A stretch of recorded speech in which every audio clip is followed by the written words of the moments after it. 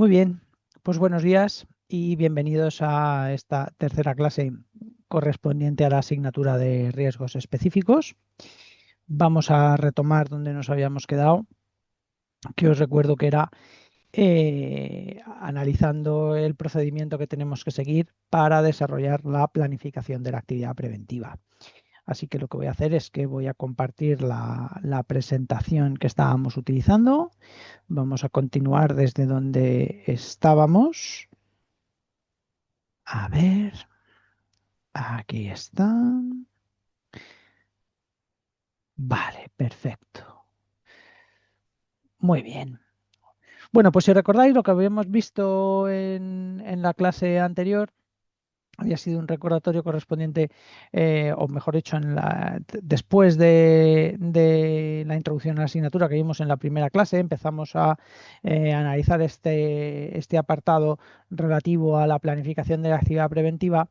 Pero para estudiar lo correspondiente a la planificación, pues lo primero que hicimos fue hacer un pequeño análisis y recordatorio del procedimiento para elaborar una evaluación de riesgos, ¿verdad? ¿No? Y de cómo se identificaban los riesgos en las condiciones de trabajo, que identificábamos causas o factores de riesgo. Estos los clasificábamos según una clasificación, valga la redundancia, de riesgos que nos facilita el Instituto Nacional de Seguridad y Salud, y esto a su vez nos permitía luego posteriormente el tener una identificación sistematizada de todos los posibles riesgos que nos encontrábamos en una actividad laboral, y a partir de ahí teníamos que proceder a la valoración de estos riesgos, es decir, de si eran más o menos significativos, ¿no? Entonces, haciendo esa valoración de los riesgos, obteníamos un nivel de riesgo que nos identificaba si el riesgo esencialmente estaba controlado o no lo estaba, que son, digamos, las dos situaciones fundamentales que tenemos que distinguir en relación con los riesgos laborales. Si tenemos que adoptar medidas porque el riesgo no está controlado y lo tenemos que reducir, o si lo que tenemos que hacer es mantener el riesgo en un nivel que ya consideramos aceptable o admisible, y eso lo hacemos mediante controles preventivos, que son los dos tipos fundamentales, si recordáis, de acciones preventivas que podemos diferenciar.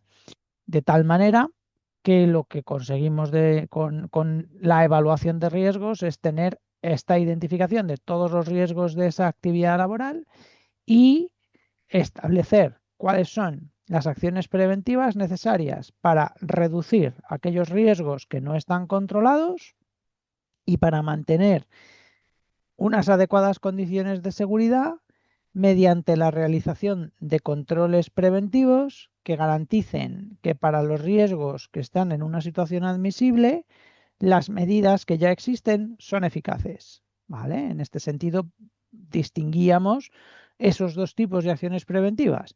Las medidas preventivas, que están pensadas fundamentalmente para reducir riesgos, aunque también pueden mejorar la eficacia preventiva, y que se caracterizan porque las medidas preventivas son acciones puntuales que tienen un plazo para su implantación, plazo que responde fundamentalmente a la urgencia que determina el nivel de riesgo que implica la necesidad de tener que implantar una medida para reducirlo, ¿no? Si yo tengo que instalar un resguardo en una máquina porque existe un riesgo de atrapamiento, pues lógicamente el riesgo no está controlado y tengo que establecer un plazo para la instalación de ese resguardo, y ese plazo se va a ver lógicamente determinado por lo más o menos urgente que sea el instalar ese dispositivo, este elemento de protección, ¿no? ¿Y de qué depende eso? Pues del nivel de riesgo. Si el nivel de riesgo es muy elevado, pues lógicamente eso lo tengo que hacer en un plazo de tiempo más corto que si el nivel de riesgo es más reducido, ¿no? Por tanto, las medidas tienen un plazo concreto y son acciones puntuales que tienen que llevarse a cabo en dicho plazo, y que su finalidad fundamental es reducir el nivel de riesgo. Por su parte, los controles son acciones que son recurrentes en el tiempo, es decir, que yo las voy a tener que realizar siempre que se mantenga aquella condición de trabajo que implica la necesidad de que realicemos ese control. ¿El control qué es lo que hace? Pues fundamentalmente los controles para lo que nos sirven es para comprobar que las medidas preventivas que ya tenemos son eficaces. Ese resguardo que hemos instalado en la máquina, lo que tenemos que hacer es comprobar periódicamente que sigue siendo operativo, ¿vale? Y eso es un control preventivo ya. Una vez que ya tenemos nuestra evaluación con nuestra valoración de los riesgos y con la propuesta de las acciones preventivas, lo siguiente que tenemos que hacer, que nos dice la normativa, es que tenemos que planificar la implantación de las medidas y programar cuándo se van a realizar los controles, ¿vale? Eso es fundamentalmente lo que nos dice la normativa y es lo que vosotros tenéis que poner en práctica en el caso práctico de esta asignatura.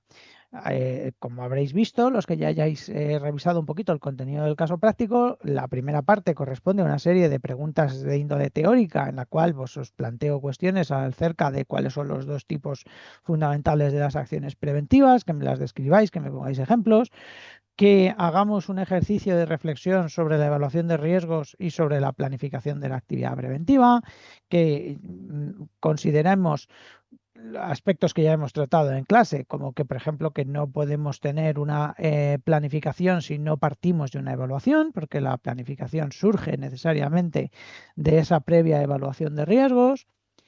Tenemos que tener claros cuáles son los objetivos de cada uno de ellos. La evaluación tiene como objetivo fundamental el identificar los riesgos y proponer las acciones preventivas, mientras que la planificación tiene un objetivo más pragmático en el sentido de que lo que pretende la planificación es ya programar en el tiempo que se implanten las medidas y que se realicen los controles, ¿vale? Es decir, conseguir que lo que hemos propuesto en la evaluación se lleve a cabo, se implante, ¿no? Se ponga en marcha, en definitiva. Lógicamente, cuando hablamos de implantar medidas preventivas, y aquí es donde nos habíamos quedado, puesto que para implantar las medidas preventivas, hemos dicho, las medidas preventivas son acciones puntuales que pretenden reducir los riesgos, fundamentalmente, ¿no? Bien, puesto que son acciones puntuales y que tenemos que implantarlas en un plazo de tiempo determinado, lo que nos dice la normativa es, bueno, pues tiene usted que establecer una prioridad, tiene usted que determinar cuáles son las acciones preventivas, las medidas, en este caso, las medidas preventivas más urgentes y las que son menos urgentes.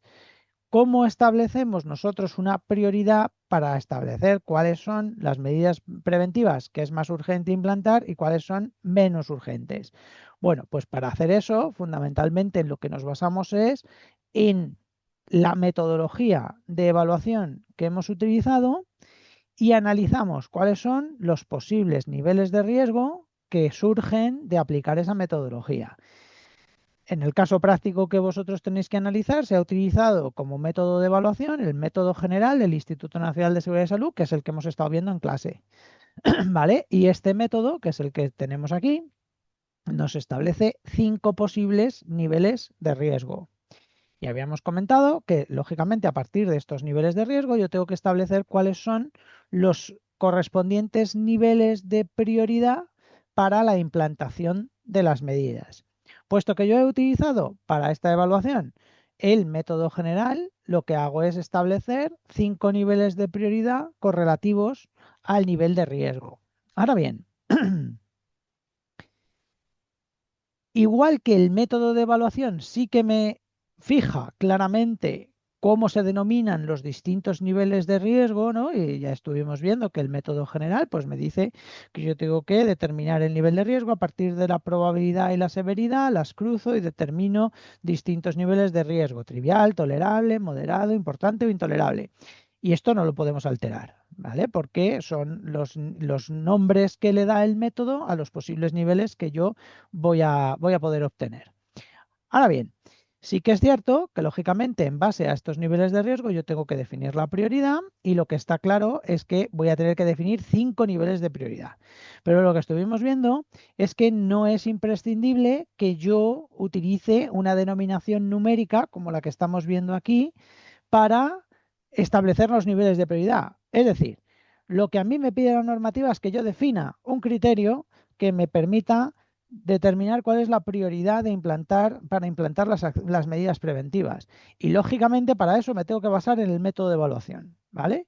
Ahora bien, el que yo utilice una codificación numérica y diga que los niveles de prioridad son 1, 2, 3, 4, 5 o son A, B, C y D, o utilice una denominación cualitativa como pueda ser prioridad muy baja, prioridad media, prioridad alta y prioridad muy alta, lo puedo hacer como quiera, ¿vale? Me refiero, lo puedo hacer como quiera en lo que se refiere a cómo denomino yo a los distintos niveles de prioridad.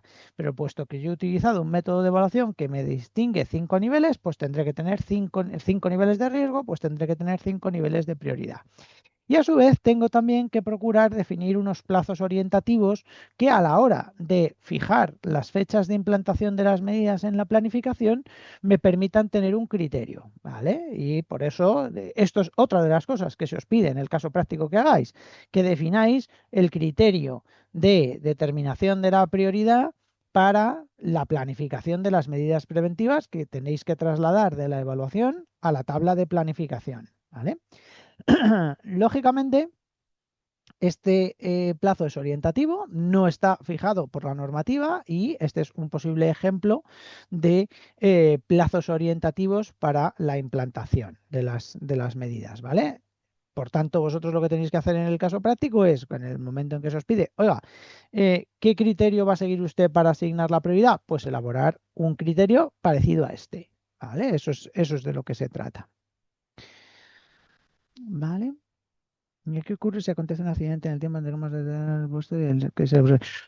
pues hombre, ahí Mohamed depende de si realmente estaba bien valorado el riesgo o no lo estaba, ¿vale? Es decir, si el riesgo era más urgente de lo que se había valorado y ocurre un accidente, pues hay un problema, evidentemente, ¿vale? Como dice Juan Ignacio, pues lógicamente se realiza la investigación y se implantan las medidas preventivas.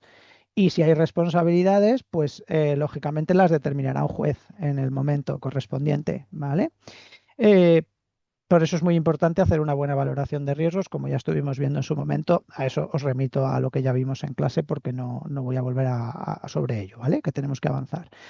Bien, lógicamente, en función del tipo de método de evaluación que yo utilice, tengo que definir los niveles de prioridad. Insisto, no necesariamente con un código numérico, no necesariamente con letras, incluso podría poner, si lo quiero hacer con números, lo puedo hacer al revés, es decir, yo podría poner que la prioridad más baja es la prioridad 5 y la más alta es la prioridad 1. O sea, se puede hacer como se quiera, siempre que lo que sí tenemos que procurar es utilizar siempre un criterio similar, es decir, que siempre lo planteemos de una manera parecida para que no haya luego dificultades a la hora de interpretar cómo hemos asignado la prioridad para la planificación de las medidas. ¿Por qué? Porque es verdad que, por ejemplo, en estos ejemplos que tenemos aquí, para establecer la prioridad en el caso de una medición de niveles de ruido o en el caso de realizar una evaluación con el método REBA, coincide que estos dos métodos me permiten fijar 5 niveles de acción también, ¿vale? Y entonces en este caso pues puedo definir igualmente 5 niveles de prioridad, pero hay otros métodos de evaluación, como por ejemplo para la evaluación del riesgo de carga física por manipulación manual de cargas con la ecuación de Naios, puedo llegar a obtener hasta 3 niveles de riesgo distintos, 3 niveles, no 5. Entonces, en ese caso, lo que tendré que hacer es establecer un criterio de asignación de la prioridad que me permitirá consecuentemente fijar 3 niveles de prioridad, no 5, porque yo tengo 3 posibles niveles de riesgo y correlativamente lo que hago es definir 3 posibles niveles de actuación. Algo parecido me pasa con el riesgo biológico. Si yo hago una evaluación del riesgo biológico y utilizo para analizar el riesgo biológico el método Biogaval, el método Biogaval me plantea la posibilidad de 3 niveles de riesgo igual, que esté por debajo del límite de acción biológica o que esté por debajo perdón, del nivel de acción biológica o que esté por debajo del límite o que esté por encima. Entonces, al final, pues tengo 3 posibles situaciones de exposición a los agentes biológicos. Una admisible, una que requiere acciones y otra que requiere acciones inmediatas. ¿Vale? Entonces, en función de esto, pues tengo que establecer el criterio. Lógicamente, en el caso práctico, puesto que el método que se ha utilizado es el método general, pues este es el que vosotros tenéis que utilizar para fijar los niveles de prioridad cuando hagáis el caso, ¿vale? ¿Se puede usar el método FAN en el caso práctico? No, porque la evaluación ya la tenéis hecha, ¿vale? Vosotros partís de una evaluación ya en el caso práctico, entonces ya no os podéis cambiar el método de evaluación, porque el método de evaluación ya se ha utilizado, ¿vale? Eso lo podéis hacer si vosotros hacéis la evaluación y se hace la evaluación, es decir, si vosotros estáis haciendo desde el inicio una evaluación, optáis por el método FINE en vez del método general y entonces cuando planifiquéis tendréis que basaros en el método FINE. Pero es que en el caso práctico lo que se os pide no es que hagáis la evaluación, es que hagáis la planificación. Y para hacer la planificación tenéis que partir de la evaluación que ya se os anda, que ya se os ha facilitado, no podéis cambiarla. ¿Vale? Bien, ¿cómo se lleva a cabo la planificación de la implantación de las medidas preventivas? Bueno, pues para llevar a cabo la implantación de las medidas preventivas, lo que tengo que hacer, que insisto, es importante que recordemos que puesto que los dos tipos de acciones preventivas que podemos definir son, por un lado, las medidas preventivas y por otro lado, los controles preventivos, y que son de naturaleza distinta, es decir, no es lo mismo planificar la implantación de una medida que programar la realización de un control, porque tanto por su índole como por sus objetivos son diferentes, porque las medidas pretenden reducir riesgos y tienen que adoptarse en un plazo de tiempo determinado, mientras que los controles son acciones que tienen por finalidad mantener condiciones de seguridad y son recurrentes en el tiempo, en tanto que son de distinta naturaleza y tienen distintos objetivos, se planifican y se programan por separado. Y entonces, por un lado, tenemos unas tablas que me permiten planificar la implantación de las medidas preventivas y por otro lado tengo otras que me sirven para programar la realización de los controles. Eso implica que yo tengo que trabajar por separado cuando estoy desarrollando la planificación, por un lado con las medidas preventivas y por otro lado con los controles preventivos. Las medidas preventivas las tengo que llevar a una tabla de planificación de medidas, mientras que los controles preventivos los tengo que trasladar a una tabla de controles preventivos. Cuando yo estoy planificando medidas es cuando tengo que definir un criterio de prioridad. ¿Vale? El criterio de prioridad solo lo necesito cuando estoy planificando la implantación de las medidas, porque los controles no tienen prioridad, porque los controles no buscan reducir los riesgos. Los controles tienen recurrencia.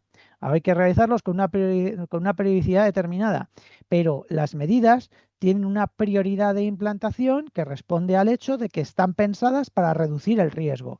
Y ese criterio de prioridad se basa en el nivel de riesgo, precisamente. Y cuanto mayor sea el nivel de riesgo, más urgente es implantar la medida y por tanto más corto será el plazo disponible.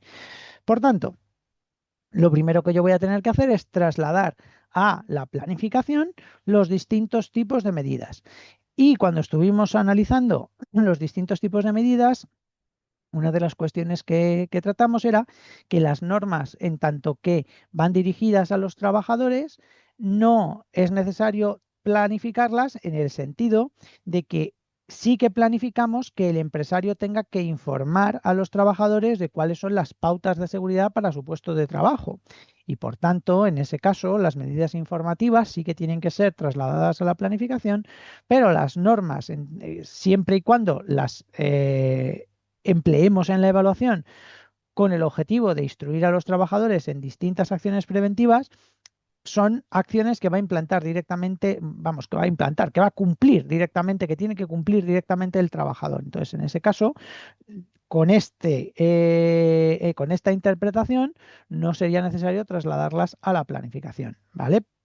Eso no quiere decir que no haya que hacer nada con ellas, por supuesto, hay que cumplirlas, pero esa comprobación es, en primer lugar, el informar a los trabajadores de cuáles son las normas que tienen que cumplir, es una medida informativa que sí que va a la planificación, ¿vale? Es decir, habrá que prever una medida informativa que sea, tiene usted que instruir e informar a los trabajadores de todas las normas que tienen que cumplir y luego además llevarán aparejados controles preventivos que nos permitan comprobar que efectivamente las normas se cumplen. Es decir, que lógicamente existe tanto una implantación de la instrucción de los trabajadores en las normas que tienen que cumplir como una comprobación de que las normas se cumplen, ¿vale? Entonces, eso no quiere decir que es que las normas se olviden, ni muchísimo menos. Lo que quiere decir es cómo se tratan operativamente normalmente en la planificación, ¿vale?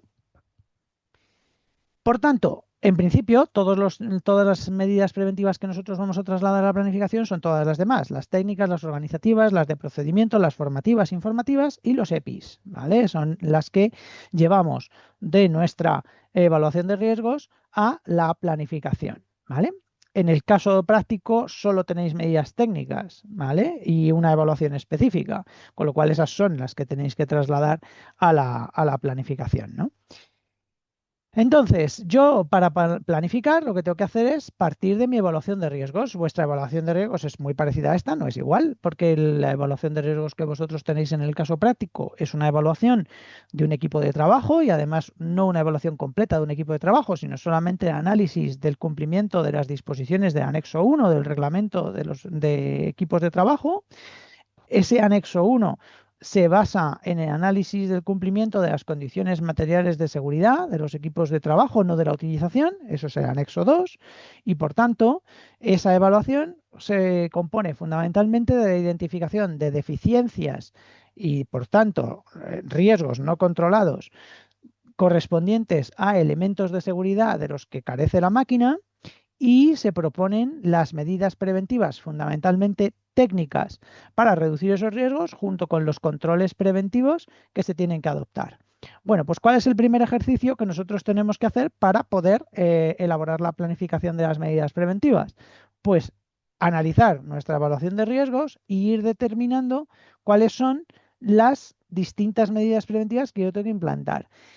Y para establecer cuál es el nivel de riesgo, pues lo tengo muy fácil, porque lo único que tengo, perdón, para establecer cuál es el nivel de prioridad, lo tengo muy fácil, porque ¿en qué me baso? En el nivel de riesgo. Es decir, que yo qué voy a tener que hacer, voy a tener que ir revisando para cada uno de los riesgos que se han detectado, cuál es el nivel de prioridad de implantación de la medida, basándome en qué, basándome en el nivel de riesgo. Como yo tengo que haber definido previamente, porque me lo piden en el caso, un criterio que me permita correlacionar los niveles de riesgo que se han definido en la evaluación con niveles de prioridad de implantación, elaborando una tabla similar a esta, pues lo que tendré que ir haciendo es, para cada uno de los riesgos identificados, ver qué nivel de prioridad le va a corresponder cuando yo esto me lo lleve a la planificación, ¿vale? Seguidamente, lo que hago es ir identificando cuáles son las medidas que yo tengo que planificar. En el caso práctico que tenéis es muy sencillo, porque puesto que solamente tenemos medidas preventivas, fundamentalmente técnicas, y controles preventivos, ¿qué es lo que tengo que extraer de ahí? Las medidas técnicas, las medidas preventivas. Los controles no, porque los controles van a su propia tabla, ¿vale? Por tanto, lo que voy haciendo es ir sacando cada una de las medidas, como veo en el ejemplo. Aquí veo que tengo una norma, que hemos dicho que la norma pues no hace falta planificarla, porque lo que tendremos que planificar es que a los trabajadores se les instruya en el cumplimiento de las normas y los controles de que se verifica, por ejemplo, aquí tenéis el control de verificación del cumplimiento de la norma, ¿vale? Que corresponde a que se verifique el que el trabajador utiliza correctamente los equipos, ¿no? Pues en este caso lo podemos ver aquí directamente. Ahora bien, esto es una norma, por tanto, no la tengo que trasladar a la planificación de medidas. Esto es un control, por tanto, tampoco lo tengo que trasladar a la planificación de medidas. ¿Qué tengo que trasladar a la planificación de medidas? Esto, que es una medida formativa. ¿Qué tengo que trasladar a la planificación? Esto, que es una medida técnica. ¿Qué tengo que trasladar a la planificación? Esto, que es una medida organizativa. Esto, como es un control preventivo, no lo llevo a la planificación de las medidas. Lo llevaré en su momento a la tabla de programación de controles. Por tanto, paso de mi evaluación a mi planificación. Para eso tenéis los modelos, ¿vale? En el caso práctico se os facilita, por supuesto, la evaluación de partida, pero además también los modelos que tenéis que utilizar como salida, es decir, para recoger la planificación. Y son modelos similares a este, ¿vale? En el concreto se os facilita un modelo para planificar la implantación de las medidas y otro para programar la realización de los controles. Entonces, una vez que yo ya he identificado cuáles son las medidas que yo tengo que planificar y para qué riesgos, lo que hago es trasladar esa información literalmente de la evaluación a la planificación, pero ya no incluyo todas las acciones preventivas, solamente en la tabla de planificación de medidas tendré que ir incluyendo los riesgos y las causas correspondientes junto con las medidas, ¿vale? Las medidas preventivas que hay que implantar, ¿vale? Una vez que yo ya tengo todas las medidas preventivas recogidas en mi tabla de planificación, lo siguiente que tengo que hacer es cumplimentar propiamente lo que es la planificación. ¿Vale? Y para cumplimentar la planificación, lo que tengo que hacer es establecer cuál es la prioridad, qué coste o presupuesto vamos a destinar a la implantación de esa medida, quién va a ser el responsable de implantación, en qué fecha está previsto implantar y no cumplimentaremos, pero sí reflejaremos en la tabla un apartado donde en su momento, cuando la medida haya sido verdaderamente implantada, se podrá reflejar la fecha real en que la medida se implante. ¿Vale? Es decir, que utilizo el modelo literal que me facilitan para yo ir cumplimentando mi planificación con todas sus columnas y con el mismo formato. ¿Vale? Pregunta Mohamed, ¿se puede utilizar la misma tabla de prioridad? Claro, porque corresponde al método general, ¿vale? Ahora vamos a ver qué criterios seguimos para el puesto, para el coste, no os preocupéis, ¿vale? Ahora seguimos. ¿Vale? Hasta aquí está claro, ¿no? Lo que yo hago es extraer de mi evaluación cuáles son las medidas que tengo que planificar, ¿vale? Ahora vamos a entrar precisamente en ¿de dónde sacamos esta tabla para completar? Del caso. El modelo está en el caso, Alba. ¿Vale? Bien. Eh, entonces, ¿cómo planificamos? Bueno, pues lo primero que tenemos que hacer, hemos dicho que es establecer el nivel de prioridad. ¿Vale? Entonces, para establecer el nivel de prioridad, ya sabemos cómo lo tenemos que hacer. Para establecer el nivel de prioridad, lo que tengo que hacer es correlacionar el nivel de riesgo que yo he determinado en mi evaluación con, a ver si llego aquí, con mi criterio de asignación de la prioridad. Y entonces digo, pues si el nivel de riesgo que está determinado aquí en la evaluación es moderado, eso corresponde con un nivel de prioridad 3 y esto para mi criterio de plazo de implantación implica que va a haber un periodo de entre 1 y 6 meses para implantar esa medida. ¿Vale? Entonces, eso ya me da mucha información, porque lo que me está diciendo es, por un lado, qué nivel de prioridad le tengo que asignar a la implantación de esa medida y por otro lado también una orientación sobre el plazo disponible y, por tanto, para que yo pueda definir la fecha en la que tiene que quedar implantada esa medida. ¿Vale?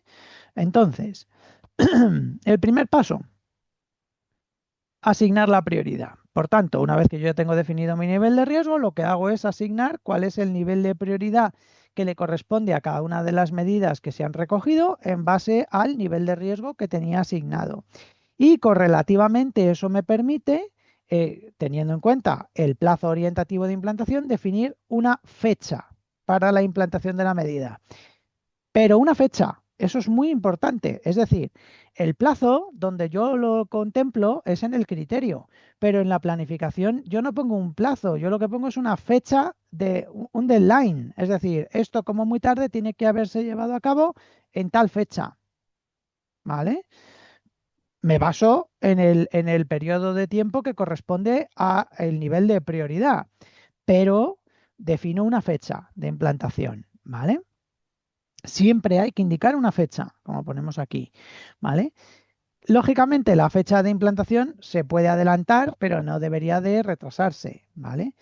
Y aunque el resultado sea que la implantación tiene que tener carácter inmediato, debemos de contemplar la fecha, ¿vale? Y lo que no debemos de reflejar es un plazo o un periodo. Es decir, lo que no debo de contemplar yo aquí es 2 meses, ¿vale? ¿Por qué? Porque no tiene, eso no es operativo.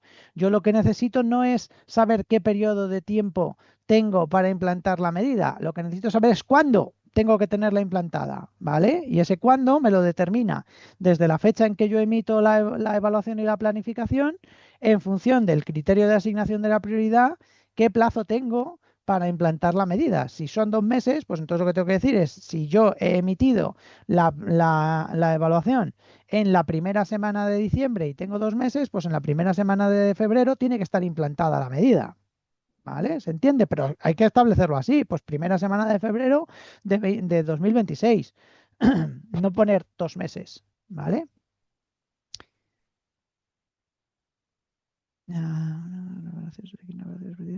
Así, ahora lo vamos a ver eso también, Cristina. ¿Vale? Para indicar la fecha prevista, como referencia a la que hacemos. La fecha. Efectivamente, Julia, ¿vale? Eso es. Toma como referencia la fecha en la que tú elaboras la planificación, que normalmente suele coincidir con la fecha en que se elabora la evaluación, porque suelen hacer juntas, ¿vale? El mismo día se elabora la planificación y la evaluación y la planificación, y entonces tomáis como fecha de referencia la que se hace la planificación. Para vuestro caso práctico, la fecha en la que estáis haciendo el caso práctico, ¿vale? O ponéis la fecha. Decís, pues yo estoy considerando que esta evaluación y planificación se ha realizado en tal fecha y en base a esa fecha es la que yo he calculado las fechas de implantación, ¿vale? Mientras quede explicado lo podéis hacer como queráis, ¿vale? Bien. El responsable, que lo estabais preguntando, ¿no? Perdón, el responsable no, el presupuesto. Siempre debemos de establecer una estimación de lo que conlleva implantar una medida en general, ¿vale? Sí que es verdad que tanto para las medidas técnicas como para la dotación de equipos de protección individual suele ser bastante sencillo porque la estimación de un coste en estos casos es bastante fácil, ¿vale? Me refiero, lógicamente, si yo tengo que comprar un resguardo o fabricarlo para poder instalarlo en la máquina, se puede hacer un presupuesto bastante ajustado económico de cuánto supone eso, ¿vale? O si tengo que comprar unos equipos de protección individual, porque sé la inversión que yo tengo que hacer, ¿no? Entonces, ¿qué ejercicio se os pide a vosotros que hagáis en el caso práctico? Pues que os planteéis que vosotros tuvierais que establecer una dotación económica para implantar esas medidas preventivas, ¿vale? No tiene que ser real. Si no encontráis referencias que os sirvan para poder establecer unos costes orientativos, los podéis poner ficticios, no pasa nada. Pero de lo que se trata es de que hagáis el ejercicio. Tened en cuenta que en este caso práctico, en el que yo os pongo en la asignatura, las medidas preventivas son fundamentalmente técnicas. Y entonces, en tanto que son medidas preventivas técnicas, pues claro, ahí va a haber que hacer una inversión. Entonces, hacer el ejercicio de plantear, bueno, pues una dotación económica para la implantación de esas medidas, ¿vale? En general, tanto para las medidas técnicas como para los equipos de protección, pues es sencillo hacerlo. Es verdad que para otras puede ser un poquito más complicado, para medidas organizativas, para medidas formativas, informativas de procedimiento. Ahora bien, se puede estimar, no hay ningún problema, porque al final una medida preventiva a lo mejor no requiere una inversión directa en económica, pero sí que requiere un tiempo de dedicación para poder llevarla a cabo. Y en tanto que haya que invertir un tiempo en implantar una medida, eso supone horas de trabajo. Y unas horas de trabajo multiplicadas por el coste hora de trabajo me da una valoración económica de lo que implica la inversión en desarrollar una actividad, como pueda ser impartir una formación, prepararla, por supuesto, etcétera, ¿no?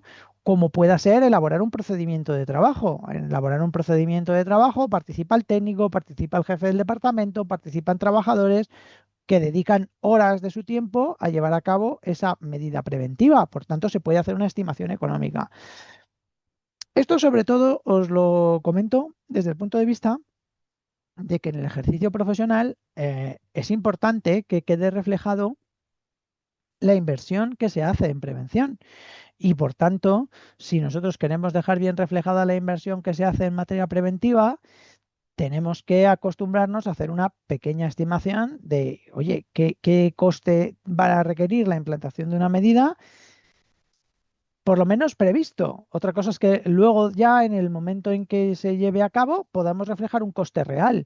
Pero igual que planificamos y ponemos una fecha prevista de implantación, pues también tenemos que intentar hacer el ejercicio de establecer una previsión económica de lo que va a suponer el implantar esa medida.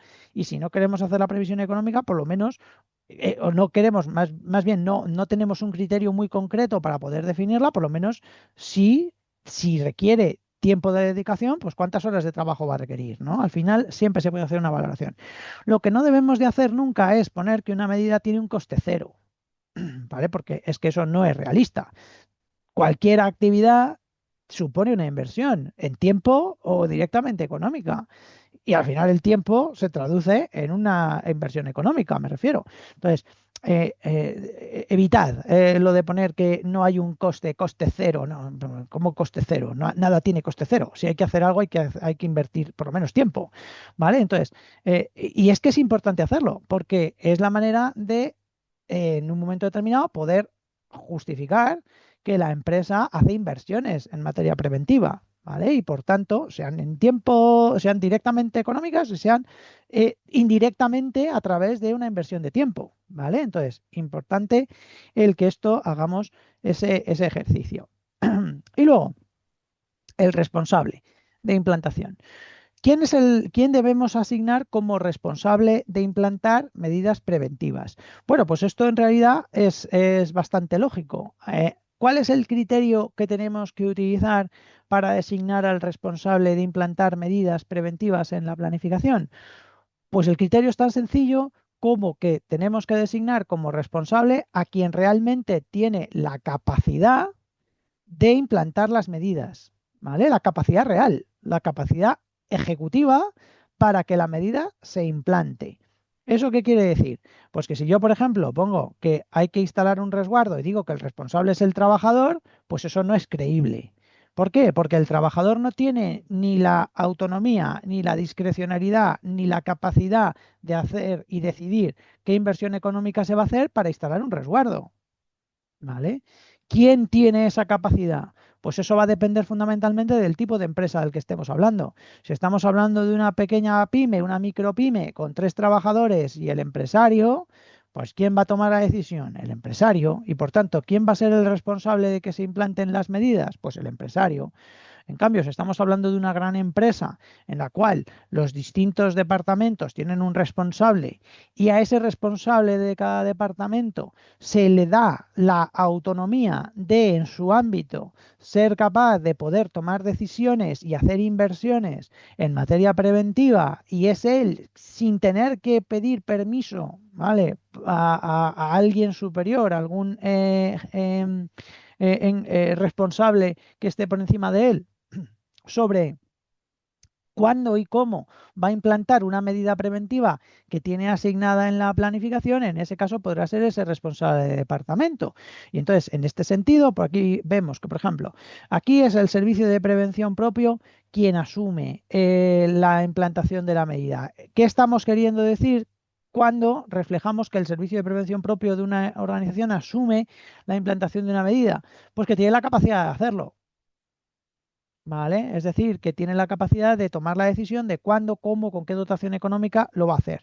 Si ponemos que es el responsable de mantenimiento, igual, ¿vale? Entonces, ¿eso a qué nos lleva? Pues a que estamos planteando en este supuesto que hablamos de una empresa ya un poco grande, ¿vale? Una empresa ya con distintos departamentos que tienen sus responsables y que cada uno de estos responsables pues tiene una cierta autonomía en la ejecución. En cambio, si yo estoy en una pequeña empresa, pues tengo que ajustarme a las características de esa empresa.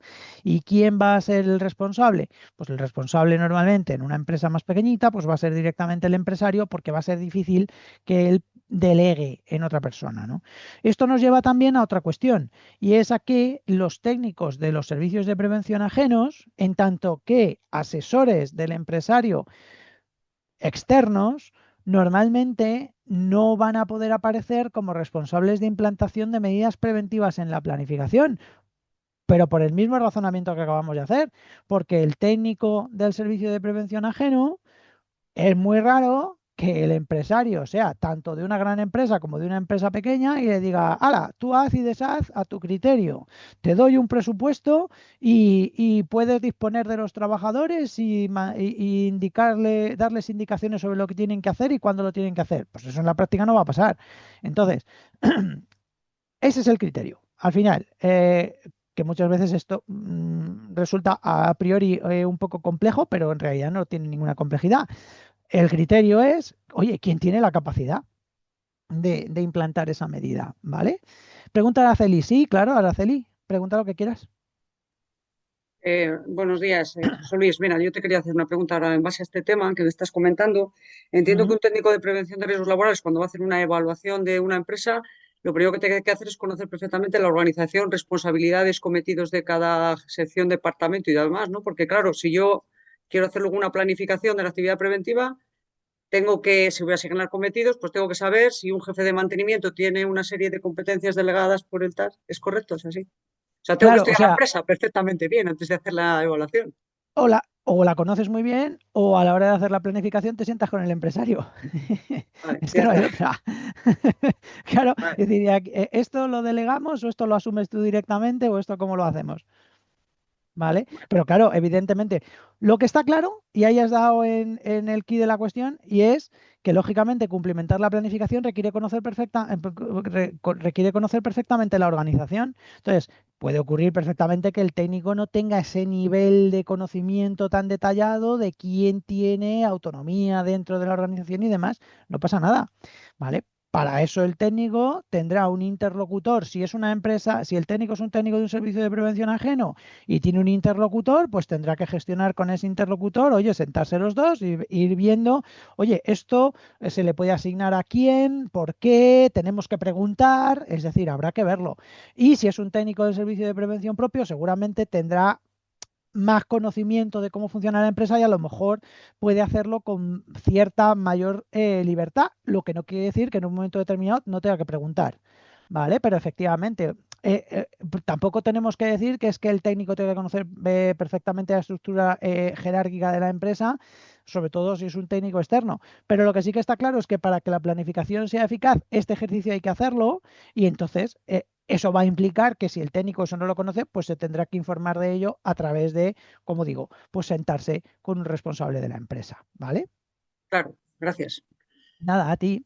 Eh, vale, como dice Patricia, dice, ante la duda se asignaría al empresario y posteriormente él delegaría. Efectivamente, eso es. ¿Vale? El empresario tiene obligación de revisar y firmar la planificación, puede pedir algún cambio previo. Bueno, sí, puede pedirlo y otra cosa es que el técnico esté dispuesto a cambiarla, ¿vale? Eso también hay que verlo. Luego, ¿las empresas tienen que tener un organigrama con funciones? Hombre, las empresas, a ver, no es que tengan, es que en definitiva al final toda organización tiene que tener una estructura jerárquica definida por su propia supervivencia. Es decir, debe de existir un organigrama de cómo está estructurada una organización, ¿vale? Sí que es verdad que, claro, pues es lo que os decía antes, si mi empresa es una micropyme en la que únicamente tenemos un empresario y dos trabajadores, pues hombre, ahí lógicamente no hay mucho organigrama, está el empresario y los trabajadores, punto.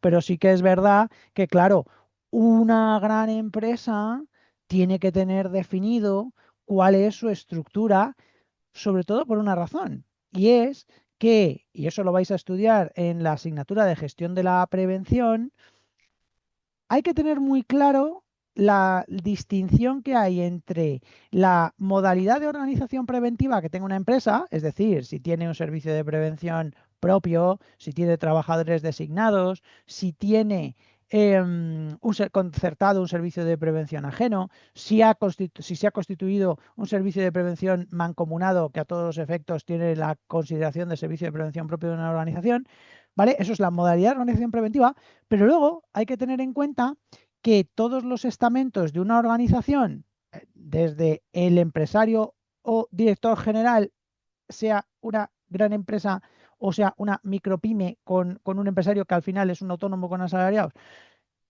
hay que definir qué funciones preventivas tienen, ¿vale? Y porque eso nos lo pide la normativa. Entonces, por tanto, esa estructura organizativa tiene que estar definida, ¿vale? Y se tiene que conocer por parte de la organización. Es decir, pero no solo ya por prevención, sino simplemente por el hecho de que para que la empresa funcione, si una empresa no tiene claro quiénes son los distintos responsables que tiene y cómo se estructura jerárquicamente, pues tienen un problema, ¿vale? Entonces, eh, existir tiene que existir, ¿vale? Y luego, aparte, desde el punto de vista preventivo, eso es algo que tiene que quedar reflejado porque cada uno de los distintos niveles jerárquicos de la empresa, sea el empresario, directivos, mandos intermedios, trabajadores, van a tener una serie de funciones y responsabilidades en materia preventiva. Y por tanto, eso tiene que haber sido plasmado de alguna manera en cómo está funcionando en una organización, ¿vale? Bien. Luego, habéis preguntado antes, ¿y qué pasa con los riesgos que requieren evaluación específica? Bueno, pues con los riesgos que requieren evaluación específica que hayamos contemplado en la evaluación, básicamente tenemos dos posibilidades de acción.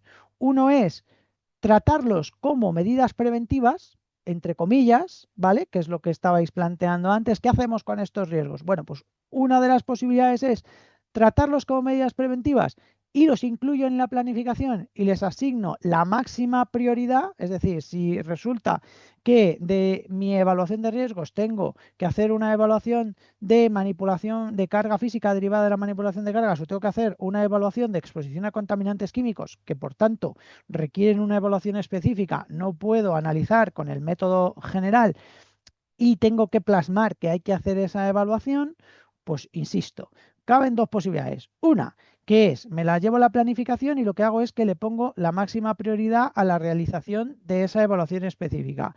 Y la otra posibilidad es elaborar a raíz de la evaluación un listado o una tabla con todas las evaluaciones específicas que es necesario realizar para completar esa evaluación, ¿vale? Eso quiere decir que lo podéis hacer de cualquiera de las dos maneras en el caso práctico. Si en el caso práctico, tras la evaluación, cuando vais a desarrollar la planificación, incluís lo primero el criterio para asignar las prioridades de la planificación. Y luego a continuación os ponéis a planificar la implantación de las medidas y luego la programación de controles, que es lo siguiente que vamos a ver. A la hora de si yo tengo que gestionar una evaluación específica que haya quedado registrada, contemplada en la evaluación, lo puedo hacer de cualquiera de estas dos formas.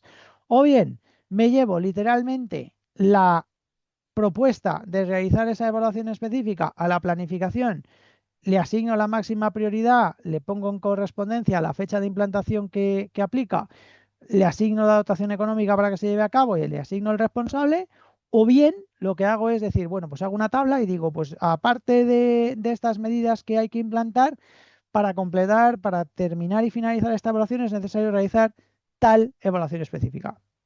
¿Vale?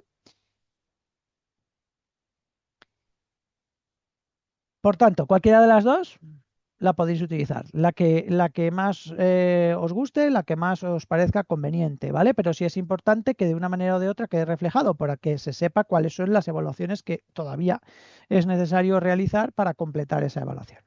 José Luis, ¿Vale? una Sí, cosa, dime, Patricia. o sea, pero la evaluación específica podría ir directamente, pues, como último punto en la misma tabla o otra.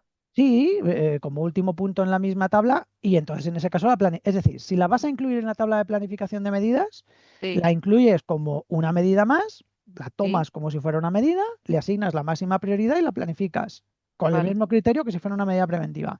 Opción uno. Opción 2, no la incluyo en la tabla de planificación. Y lo que hago es que digo, aparte de estas medidas que hay que implantar y que ya están programadas en la planificación, hay que realizar para terminar y finalizar esta evaluación una serie de evaluaciones específicas, que son las siguientes. En el caso práctico solo tenéis una, pero podrían haber salido muchas más, porque si ya, estamos haciendo una evaluación de riesgos de un puesto de trabajo completo, pues pueden salir muchísimas evaluaciones específicas que haya que hacer, ¿vale?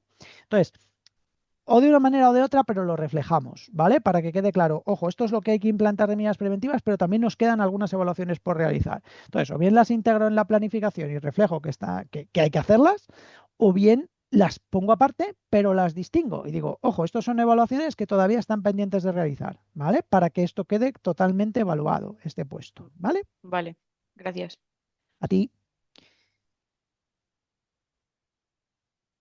¿Alguna otra duda en relación con la planificación de medidas? ¿Nos ha quedado claro cómo lo tenemos que hacer?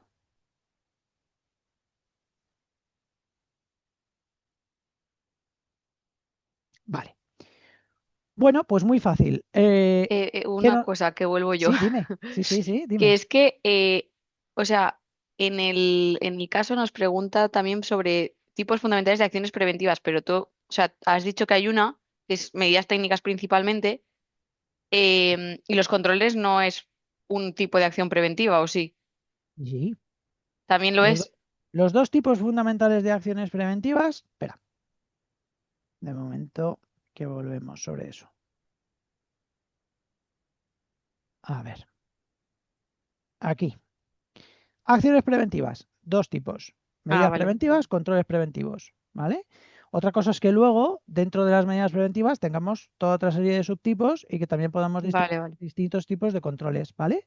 Pero esto además es que surge de lo que nos dice la normativa. Si es que la ley de prevención, si nos la leemos, lo que nos dice es el empresario tendrá que identificar aquellas situaciones en las que tenga que reducir los riesgos implantando medidas preventivas y también tendrá que reflejar aquellas situaciones en las que tenga que hacer un control, en el que tenga que verificar que las condiciones de trabajo se mantienen seguras mediante la realización de controles preventivos. Ergo, no es que me ponga acciones preventivas, dos puntos, medidas y controles, pero más o menos, ¿vale?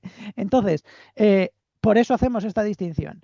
¿Qué me dice la normativa? Que cabe distinguir dos tipos fundamentales de acciones preventivas, que son las medidas preventivas y los controles preventivos. Y es verdad que en el caso práctico que vosotros tenéis aparecen fundamentalmente medidas preventivas de un tipo concreto, que son técnicas, ¿vale? Que son uno de los tipos posibles, os recuerdo, de medidas preventivas, porque tenemos distintos posibles tipos de medidas preventivas. ¿Vale? Tenemos medidas técnicas, organizativas, medidas de procedimiento, formativas, son un tipo, las técnicas, ¿vale? Pero cuando hablamos de acciones preventivas, son dos, medidas preventivas y controles preventivos. Las medidas preventivas tienen por finalidad reducir el nivel de riesgo y mejorar, y también pueden servir para mejorar la eficacia preventiva. Y tienen que ser implantadas en un determinado plazo.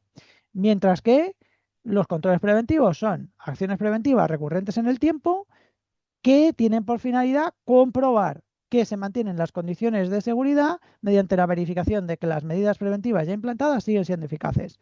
¿Vale? Esos son los dos tipos fundamentales de acciones preventivas. Vale, pregunta José.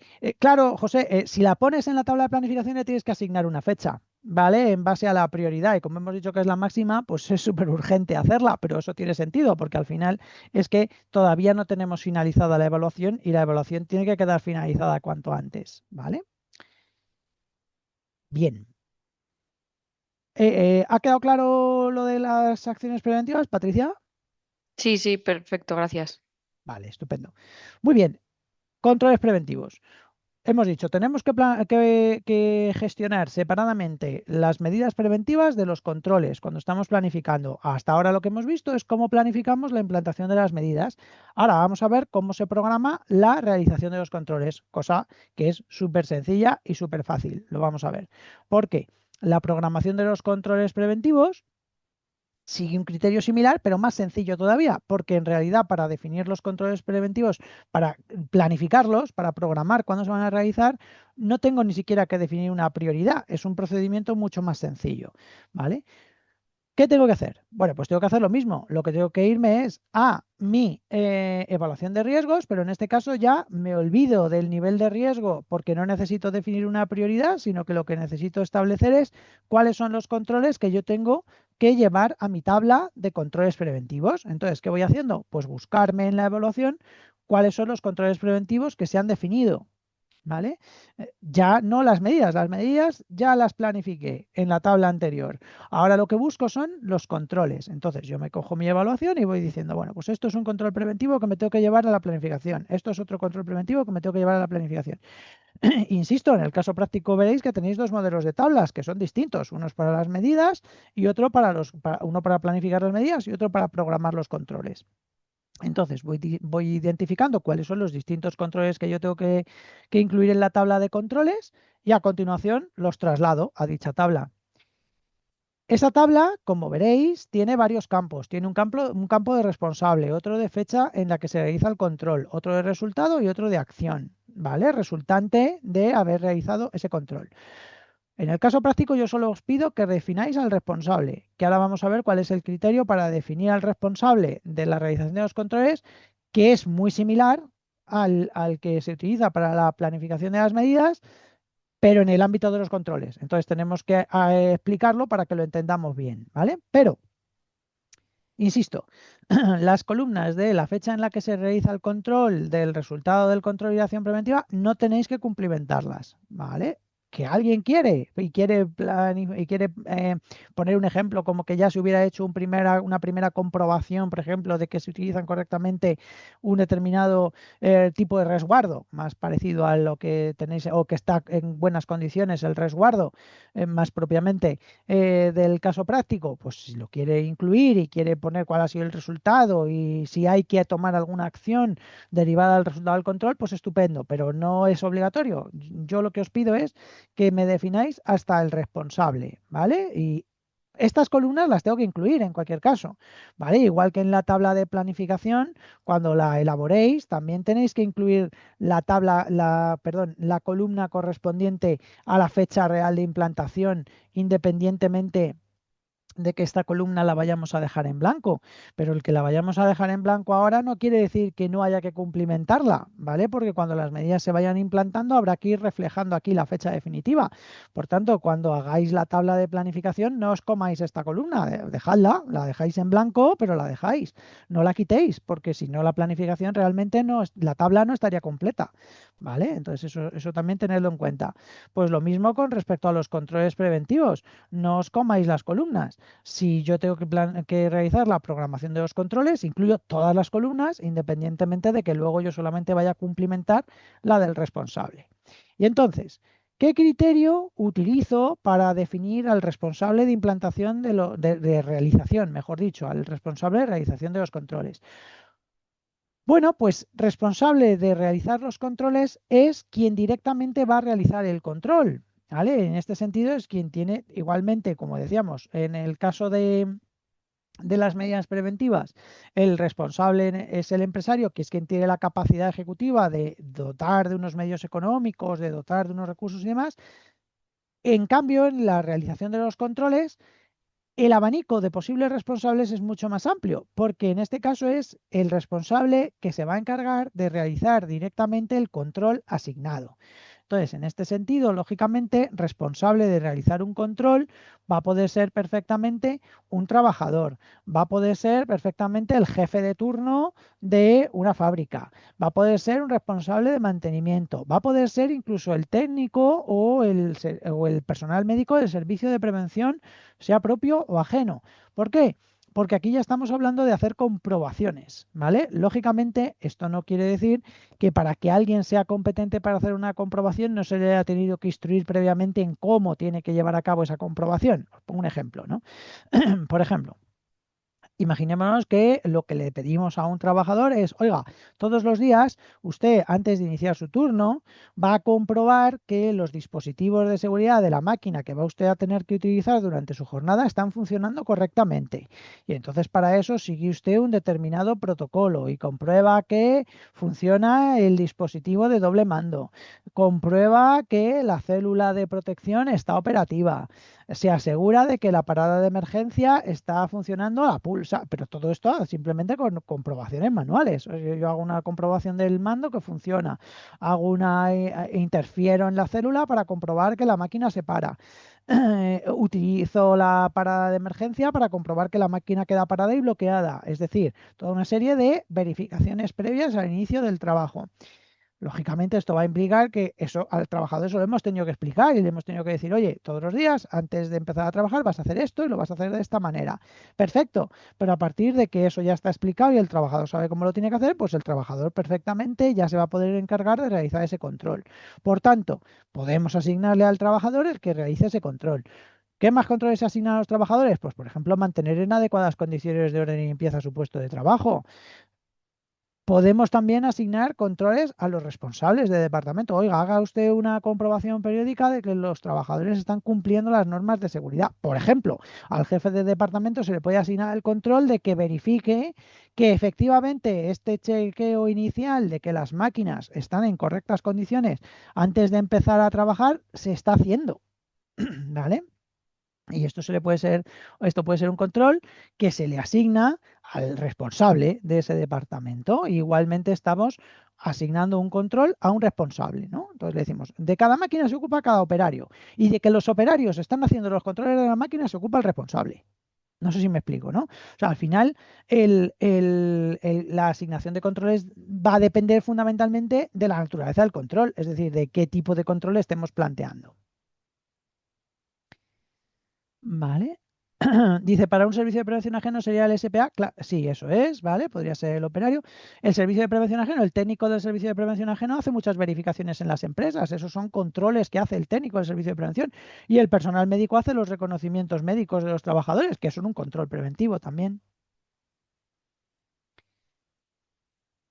Dice otra pregunta, si hay una empresa de mantenimiento contratada fuera de la empresa de mantenimiento, entiendo que quieres decir que es una empresa externa de mantenimiento de la maquinaria propia de una empresa. Claro, el responsable de que se le haga el mantenimiento a las máquinas en última instancia es el empresario, pero el responsable del control, es decir, de directamente hacer el control, la revisión de las máquinas, sería la empresa de mantenimiento contratada al efecto. Eso es, ¿vale? Porque es la que está haciendo directamente la comprobación de que las máquinas están funcionando correctamente. ¿Vale? Eso es. O sea que nosotros en la tabla de controles podríamos poner que en la revisión y comprobación de los dispositivos de seguridad de las máquinas corresponde a la empresa tal, que es la que viene pues, todos los días, todas las semanas, cuando sea, a hacer las revisiones de mantenimiento. ¿Vale? Eso es. Esa es la idea. O sea, al final es quién lo hace. ¿Vale? ¿Quién tiene asignado el realizar ese control, ¿vale? Bien, ¿alguna duda con respecto a los controles? Como veis, los controles están chupados, no tienen ningún misterio, porque lo único que tenemos que hacer es eso, definir, oye, cuáles son trasladar los controles de la evaluación a la planificación y asignar a quién se le hace responsable de llevar a cabo ese control.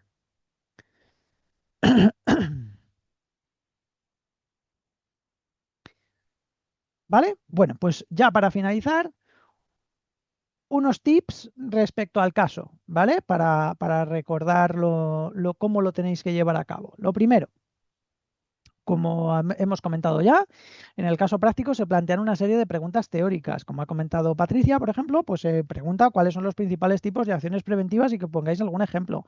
También se hacen preguntas teóricas al respecto de la evaluación y la planificación, ¿vale? De que hayamos interiorizado qué es cada una de ellas y qué relación tienen, ¿vale? Ya hemos visto que lógicamente no cabe una planificación si previamente no he hecho una evaluación, porque la planificación de la actividad preventiva surge de la evaluación, lo estamos viendo. Si yo no tengo definidos cuáles son los riesgos identificados, la valoración de los riesgos y las acciones preventivas, cosa que hago en la evaluación, a ver cómo planifico, ¿no? Entonces, tenemos que desarrollar las respuestas a esas preguntas. También se nos pregunta por la asignación por cuál debe ser el criterio de asignación de los responsables de implantación de las medidas, ¿vale? Luego se nos pide que desarrollemos el criterio mediante el cual vamos a asignar la prioridad de implantación de las medidas. Por tanto, tenemos que tener en cuenta, como hemos visto, qué método se ha utilizado, puesto que en el desarrollo de la evaluación que se os facilita en el caso práctico, el método que se ha utilizado es el método general del Instituto Nacional de Seguridad y Salud. A la hora de elaborar el criterio me tengo que basar en ese método y, por tanto, ese método tiene 5 niveles de riesgo, lo cual quiere decir que yo tendré que establecer 5 niveles de prioridad que tengo que incluir en mi tabla con el criterio de asignación de niveles de prioridad.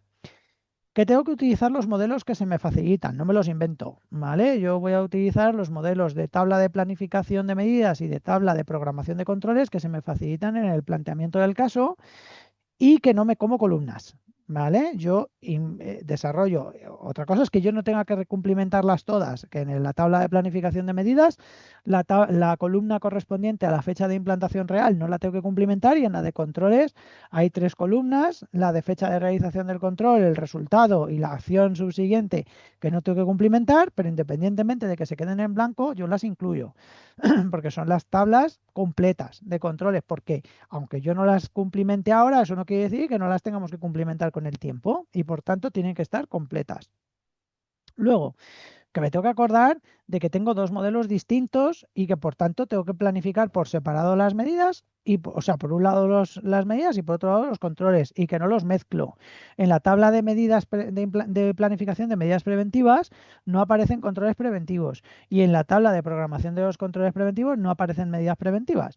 En cada tabla aparece lo suyo. En la tabla de planificación de las medidas aparecerán las medidas preventivas que tenemos que planificar su implantación y en la tabla de controles preventivos aparecerán solo los controles.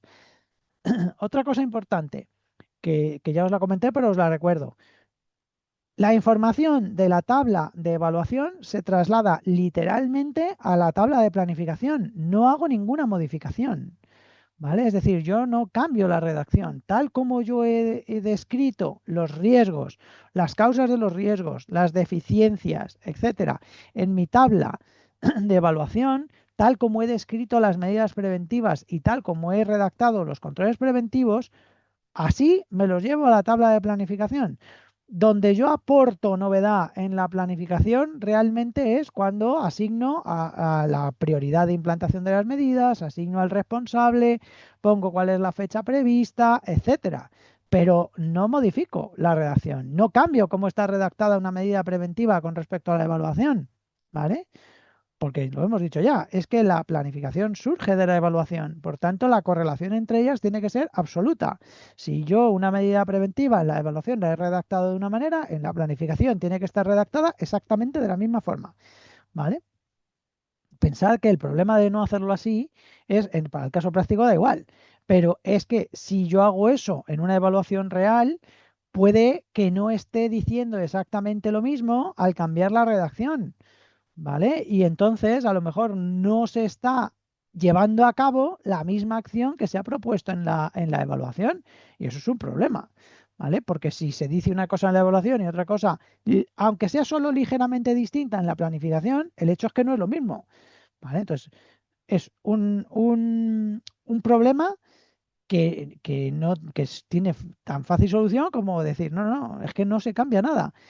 Tal cual está redactado el riesgo, tal cual está redactada la causa o la deficiencia. Así se traslada a la planificación. Y lo mismo las medidas preventivas y los controles, ¿vale? No los modifico.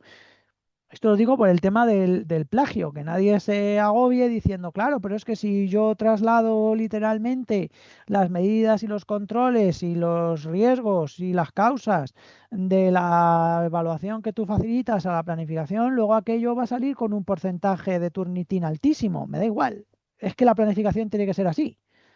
¿Vale? Entonces aquí Turnitin no nos aporta. ¿Dónde me va a aportar a mí Turnitin? Me va a aportar en la primera parte, ¿vale? Cuando me tenéis que responder a las preguntas teóricas, que es donde voy a ver si realmente estáis respondiendo vosotros o lo estáis copiateando por ahí, ¿vale? Pero en la parte de la planificación es que eso me es irrelevante. Yo lo que quiero ver es que hayáis planificado correctamente. No me importa, vamos, no es que no me importe, que de hecho lo contrario me preocuparía, que no coincida la redacción de las medidas preventivas, de los riesgos, de las causas, etcétera, con lo que hay en la evaluación, porque ahí eso sí sería un problema, ¿vale? De cara al ejercicio profesional.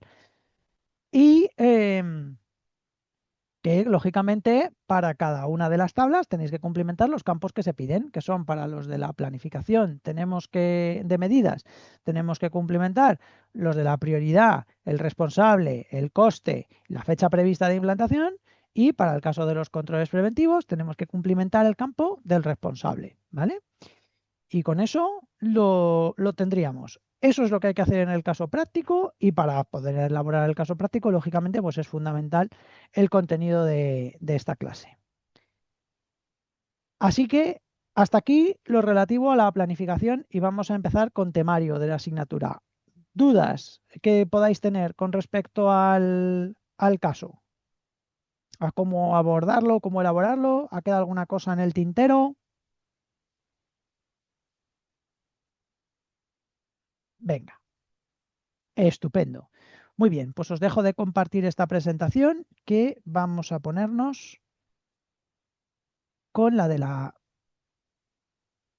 el primer tema de la asignatura. Aquí está.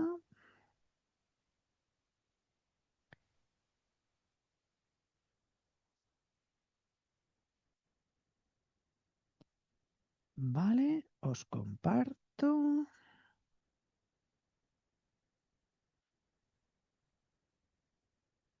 Listo.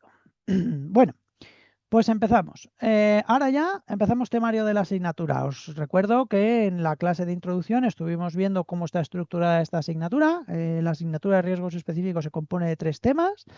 En el primer tema lo que analizamos son los riesgos derivados fundamentalmente de los lugares de trabajo y entonces en este sentido hacemos un estudio de cuáles son las disposiciones que nos establece la normativa, en primer lugar con respecto a los lugares de trabajo en general, es decir, lo que hacemos es revisar qué nos dice el Real Decreto 486 de 1997 de lugares de trabajo. También vamos a analizar cuáles son las disposiciones en materia de otro tipo de lugar de trabajo muy habitual, que son las obras de construcción, ¿vale? Y dentro del estudio de lo que vamos a ver con respecto a las obras de construcción como lugar de trabajo, vamos a analizar de manera específica cuáles son las disposiciones que existen en materia de coordinación de actividades empresariales en el ámbito de las obras, ¿vale? Porque os recuerdo que, como ya estuvimos comentando en la clase introductoria, en el ámbito de la coordinación de actividades empresariales hay que hacer una distinción, que es si en aquello en lo que yo tengo que aplicar disposiciones de coordinación es una obra o no lo es. Porque todo lo que no es una obra se gestiona de una manera y lo que es una obra se gestiona de otra, ¿vale? Es la única distinción que yo tengo que hacer. Aquello que sobre lo cual yo voy a analizar cómo tengo que gestionar la coordinación de actividades empresariales es algo que cabe dentro de lo que el Real Decreto 1627/1997 nos define como una obra o es cualquier otro tipo de actividad. ¿Vale? Entonces, si es una obra, tengo que aplicar las disposiciones de coordinación de una manera. Y si no es una obra, entonces para todo el resto de las actividades lo hago de otra forma, que siempre es la misma, para todas las demás actividades. ¿Vale? Bien. Y en un momento determinado lo que podría ocurrir, eso sí, es que hubiera que hacer coordinación mixta. Es decir, que podemos tener el caso de que una obra se desarrolle en un lugar de trabajo en el cual se están manteniendo actividad laboral que no es de construcción, ¿vale? Que no entra dentro de una obra y entonces en ese caso habría que gestionar una coordinación tanto desde el punto de vista de la construcción como de la relación de esa obra de construcción con una actividad laboral que no es de construcción y que permanece en el lugar de trabajo, ¿vale? Pero bueno, eso solamente que lo tengamos en cuenta. Pero hay que hacer esa distinción. Luego, aparte de los riesgos en las obras, vamos a analizar otro tipo de lugar de trabajo o de lugares de trabajo que son los que están ubicados en actividades mineras, ¿vale? Entonces vamos a tener explotaciones mineras que pueden ser a cielo abierto, que pueden ser subterráneas y vamos a ver qué normativa nos aplica para estos casos. También vamos a hablar de los buques de pesca y finalmente lo que trataremos es las disposiciones en materia de coordinación para todo aquello que no es construcción. Y eso es lo que vamos a ver en el primer tema. En el segundo tema hablaremos de riesgos específicos que están vinculados a lugares de trabajo, riesgos de seguridad, ¿vale? Y esos riesgos que vamos a estudiar van a ser las atmósferas explosivas, los espacios confinados y también hablaremos de las instalaciones sometidas a reglamentación específica que puedan existir en los lugares de trabajo. Ya hemos estudiado una, que son las instalaciones de protección contra incendios, que ya hemos visto qué normativas nos regulan las instalaciones de protección contra incendios, ¿vale? Pues aparte de las instalaciones de protección contra incendios, hay otros muchos tipos de instalaciones que tienen también sus reglamentaciones específicas y vamos a ver qué tenemos que tener en cuenta de esas reglamentaciones, ¿vale? Y en el tercer y último tema lo que vamos a estudiar son riesgos que están muy vinculados a la seguridad del trabajo y que también tienen un tratamiento específico fundamentalmente por la elevada casuística de los accidentes que generan, ¿vale? Y entonces, en este sentido, hablaremos, por un lado, de los riesgos vinculados a los equipos de trabajo, del riesgo eléctrico y su prevención y de los riesgos relacionados con la realización de trabajos en altura, ¿vale? Y esa es la estructura de la asignatura como ya estuvimos, como dice Juan Ignacio, ¿qué pregunta más difícil que es una obra? Sí, veremos que la guía de lugares de trabajo nos ayuda a dilucidar un poco qué podemos entender por obra, ¿vale? Eso es una de las cosas que vamos a ver hoy. Bien, así que vamos a empezar. Lugares de trabajo, estructura. Bueno, en primer lugar, los objetivos, que conozcamos cuál es la normativa que rige en lugares de trabajo que cuentan con disposiciones en la normativa que regulan cuáles son las condiciones de seguridad y salud que tienen que existir en ellos y también lo relativo a la gestión de la coordinación de actividades empresariales, ¿no? Entonces, en este sentido, vamos a seguir esta estructura que es la que os acabo de estar comentando. En este primer tema vamos a hablar de lugares de trabajo, vamos a hablar de obras de construcción, de actividades mineras, buques de pesca y coordinación en todas aquellas actividades que no sean obras. ¿Vale? Bien. Lugares de trabajo. Los lugares de trabajo, de modo general, están regulados en el Reglamento de Lugares de Trabajo que está aprobado por el Real Decreto 486/1997 de lugares de trabajo. Este reglamento, como muchos en materia de prevención de riesgos laborales, se desarrolla desde una perspectiva técnica en la Guía de Lugares de Trabajo editada por el Instituto Nacional de Seguridad y Salud. Para todos los reglamentos que cuentan con una guía, el conocer esa guía es algo fundamental para el prevencionista, porque lo normal es que las disposiciones de los reglamentos en muchas ocasiones no se aterricen, ¿vale?, completamente desde un punto de vista técnico, pero que esto sin querer decir que no tenga que ser así. Lo que quiero decir es que la reglamentación, quitando la que es muy técnica, como la industrial, ¿vale?, muchas veces se queda en enunciar los principios de qué se tiene que cumplir, pero no entra al detalle de qué hay que hacer o cómo hay que cumplir eso, ¿vale? Y esa limitación que nos podemos encontrar en el texto legal, ¿vale?, se ve suplida por la guía del instituto, ¿vale? Y cuando no tenemos guías, pues entonces lo que tenemos que hacer es buscar si hay notas técnicas de prevención del instituto que nos ayuden a esclarecer qué nos quiere decir la normativa sobre un determinado tema, ¿vale? Entonces, en el ámbito de los lugares de trabajo esto no es ninguna excepción. De hecho, el conocer en realidad cuáles son las disposiciones que se tienen que cumplir en los lugares de trabajo requiere que necesariamente yo en mi ejercicio profesional recurra a la guía de lugares de trabajo como referencia esencial y fundamental, ¿vale? Por esta razón es muy importante que la tengamos en cuenta. Bueno, el reglamento de lugares de trabajo. Lo primero de todo, ¿qué es un lugar de trabajo? ¿Vale? Bueno, pues nos define el Real Decreto de Lugares de Trabajo, el Reglamento 486 del año 1997, nos dice que es lugar de trabajo todas aquellas áreas del centro de trabajo que estén o no edificadas, en las cuales los trabajadores tengan que permanecer o a las que puedan acceder por motivo de su trabajo. ¿Vale? Eso es un lugar de trabajo. Área del centro de trabajo, esté o no edificada, a la que el trabajador o pueda acceder o en la que tenga que permanecer. ¿Vale? Y con esto definimos lugar de trabajo.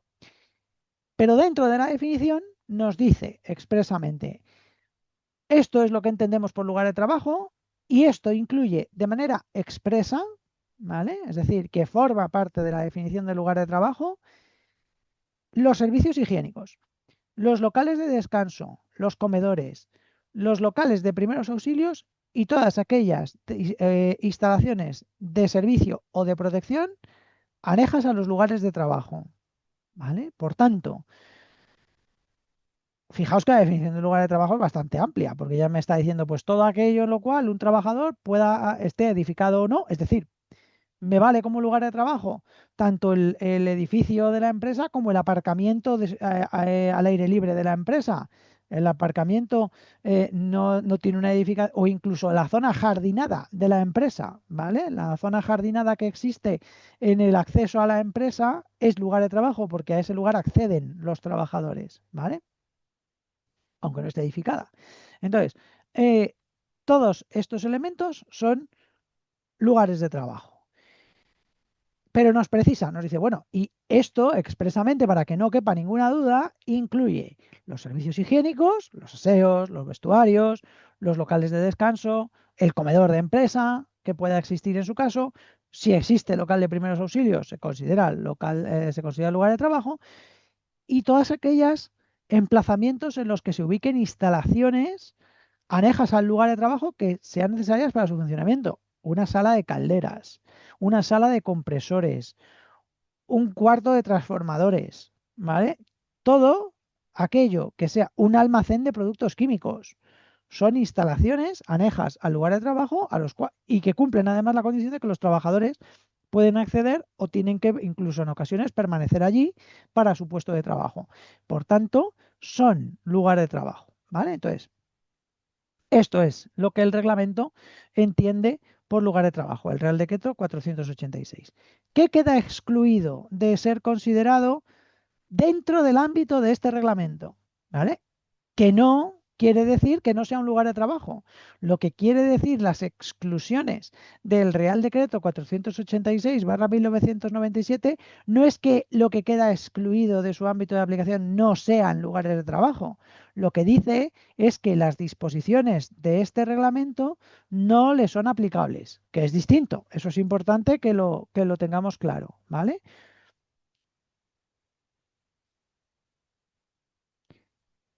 No, Jonathan, no hay excepción, ¿vale? Cuando no se cumple, el problema está en que, claro, pues al final la realidad se impone y si la altura libre disponible no cumple la normativa, pues solo hay dos opciones, o derrumbar el edificio o que se quede como está, ¿vale? Pero sí que es verdad que hay en ocasiones en que es que no es el caso de los aseos, pero sí que es cierto que es que hay en ocasiones en que se habilitan como lugares de trabajo emplazamientos que realmente no estaban pensados para ser lugares de trabajo, ¿no? Entonces, resulta que en los altillos de una nave en los que existen zonas de servicio con maquinarias y demás, por ejemplo, que normalmente tienen unas alturas inferiores a la mínima que nos pide la normativa para tener un puesto de trabajo, pues se habilita un puesto y se pone allí una persona de administración y dices, pues hombre, es que esta persona aquí realmente no debe estar, porque no porque no debe estar esta persona, sino porque las condiciones del lugar no cumplen los requisitos de la normativa. Entonces, en esos casos lo que procede es una reubicación, es decir, este puesto hay que reubicarlo. Pero, claro, cuando ya son condiciones estructurales, pues nada, ¿vale? Claro, eso es. Una caseta en zona ajena, no entiendo exactamente lo que quieres decir, Juan Ignacio, si me puedes precisar, ¿vale? Las casetas son prefabricadas y normalmente están acondicionadas a los requisitos de habitabilidad necesarios. Entonces, si una caseta no cumpliera los requisitos mínimos, pues habría que buscar una caseta alternativa. No sé si es un poco eso lo que quieres decir. Claro, pues si es una caseta de oficina, pues entonces en ese caso habría que estar a las dimensiones. No obstante, hay que tener en cuenta que las normas de prefabricados establecen los espacios y demás. Ahora, claro, si tú metes 16 puestos de trabajo, pues evidentemente no cumplirán las dimensiones que nos marca la normativa, ¿no?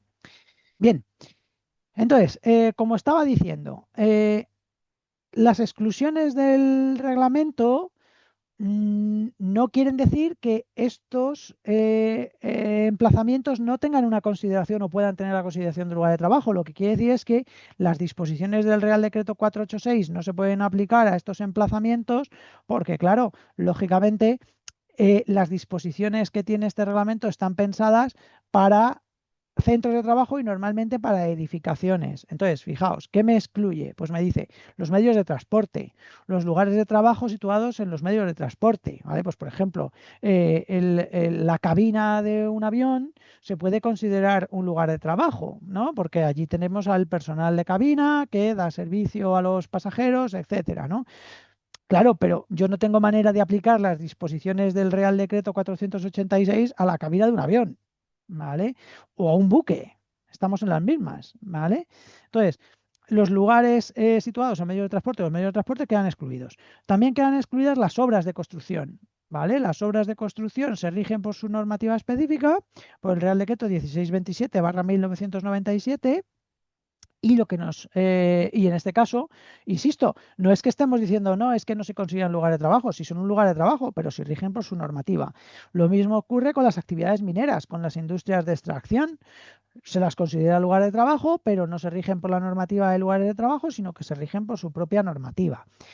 Lo mismo ocurre con los buques de pesca, que tienen su propia normativa y también excluye del ámbito de aplicación este reglamento las áreas agrícolas y forestales, es decir, los campos de cultivo, los bosques, terrenos agrícolas o forestales, siempre y cuando no estén en áreas edificadas. Es decir, que un área edificada, ¿vale? De una actividad agrícola, sí es objeto de las disposiciones del Real Decreto 486/1997 del lugar de trabajo. Es decir, si yo tengo una nave donde yo guardo en mi finca agrícola los aperos, los fitosanitarios y demás, a esa nave sí que le aplica el Real Decreto, ¿vale? De lugares de trabajo. A lo que no le aplica es a la labor del campo, ¿vale? Pero a la nave donde se guarda la maquinaria, etcétera, sí, ¿vale? Si todas el centro de trabajo estaría, si el centro de trabajo está. Claro, eso es. Una pista de un aeropuerto es un lugar de trabajo, ¿vale? Claramente. Hay personal, hay circulación, en este caso de aviones, ¿vale? Pero no es un medio de transporte, ¿vale? Em, Bien, por lo que preguntaba Rocío, da igual dónde esté ubicada. O sea, si yo tengo una nave de aperos en mitad del campo, le aplica el reglamento, porque la condición no es donde esté, es que esté edificada. ¿Vale? Es lo que nos dice. Dice, no me aplica a campos de cultivo, bosques, otros terrenos de una empresa, centro de trabajo agrícola o forestal, situados fuera de la zona edificada. ¿Vale? Es decir, lo que no me aplica es al campo de cultivo, pero si yo tengo allí un edificio donde tengo los materiales, donde tengo unos servicios higiénicos y tengo unos vestuarios de los agricultores, claro que le aplica, ¿vale? Bien. ¿Y qué regula? Hombre, si no hay edificio, pues nada.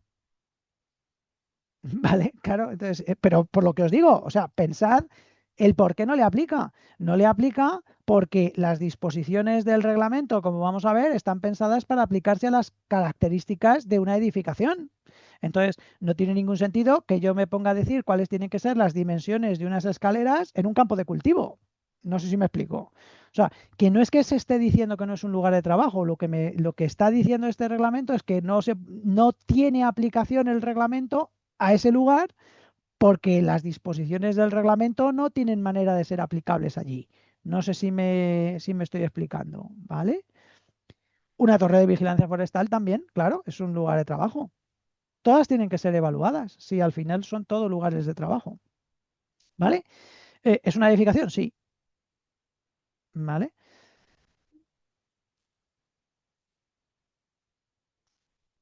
No, no, no te preocupes, Rocío. Sí, a lo que me refiero es que a veces genera confusión. Es decir, el hecho de que el reglamento incluya unas exclusiones nos puede hacer erróneamente entender que el reglamento está diciendo que estas cosas no son lugares de trabajo. Y no está diciendo eso.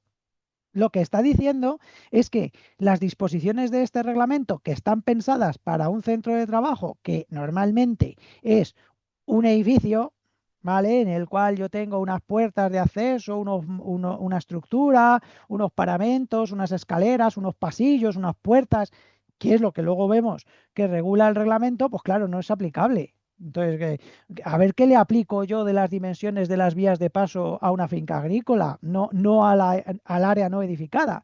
No sé si me explico. Entonces, es eso, ¿vale? Entonces, claro, claro. Entonces, en ese caso, eso no quiere decir que tú no tengas un lugar de trabajo, que lo tienes. Lo que quiere decir es que este reglamento no es aplicable, ¿vale? Las disposiciones de este reglamento no le aplican, ¿vale? Entonces, eh, ¿qué regula? ¿No? Que yo creo que esto es lo que va a hacer que veamos más claro el por qué esas exclusiones.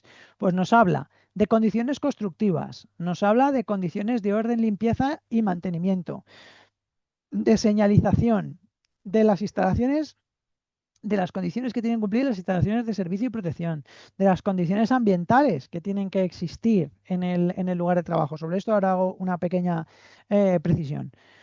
Las condiciones de iluminación que tienen que cumplirse los locales y de aseo, los vestuarios, servicios higiénicos, etcétera, y qué características y qué dotación tiene que tener el material de primeros auxilios y los locales de primeros auxilios, y la empresa tiene que tenerlos en base a las disposiciones del reglamento. ¿Vale? Entonces, claro, pues ¿de qué me está hablando aquí? Pues me está diciendo, oye, condiciones constructivas, ¿no? Y entonces, ¿a qué me hace referencia? Pues a la seguridad estructural. Oye, por ejemplo, la edificación ha sido una edificación improvisada o es una edificación que se ha realizado conforme a su proyecto, tiene detrás un soporte técnico, ¿no? No es que hayamos construido allí un chamizo y nos metamos dentro, sino que realmente es una edificación que cumple unos principios de seguridad estructural. Nos habla, por ejemplo, de los espacios de trabajo y nos dice cuál debe ser la superficie mínima libre por cada trabajador, cuál tiene que ser el volumen mínimo disponible por cada trabajador en el centro de trabajo, un poco en relación a lo que estabais planteando antes del espacio que había en una caseta y demás. Pues el reglamento nos da indicaciones y nos dice, pues el espacio mínimo libre por trabajador tiene que ser tanto, ¿vale? Y el volumen libre mínimo por trabajador tiene que ser cuánto. También nos habla de zonas peligrosas, que en este sentido lo que hace el reglamento es decir, ojo, habrá que valorar si hay determinadas zonas del lugar de trabajo a las cuales el acceso puede suponer un determinado riesgo especial, por ejemplo, una sala de cuadros eléctricos, una sala de calderas, y eso implique que tenemos que hacer unas restricciones de acceso a estas zonas, ¿vale? Y prever que únicamente el personal que esté expresamente autorizado puede acceder a ellas.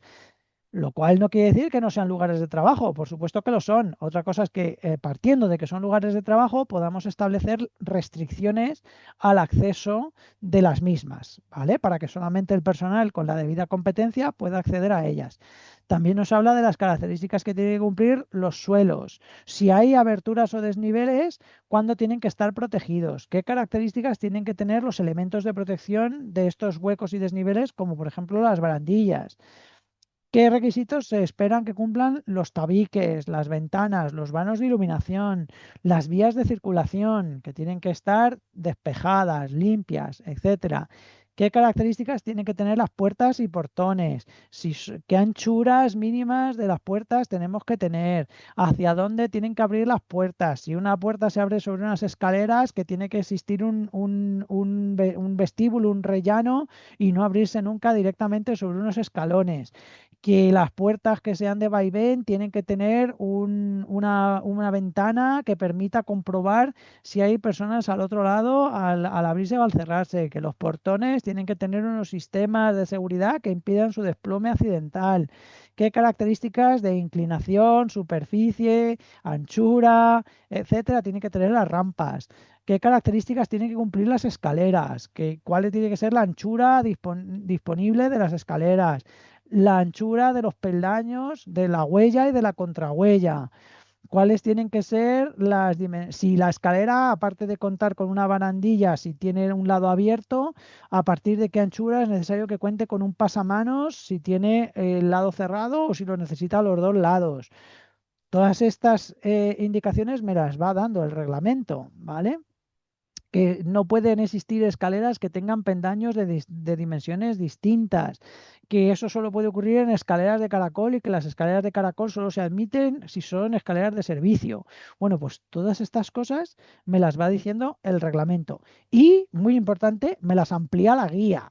¿Vale? Que eso es muy importante que lo tenga claro. O sea, para yo poder hacer una valoración certera de las condiciones de seguridad en lugar de trabajo, no me vale solo el reglamento, me tengo que empollar la guía, ¿vale? De lugares de trabajo para comprobar que las características del lugar de trabajo se ajustan a lo que nos establece la normativa. Las características que tienen que tener las vías y salidas de evacuación, pero entrando muy someramente, ¿vale? ¿Por qué? Porque lógicamente ya sabemos que existen normativas específicas que me dicen cómo se tienen que dimensionar las vías y salidas de evacuación.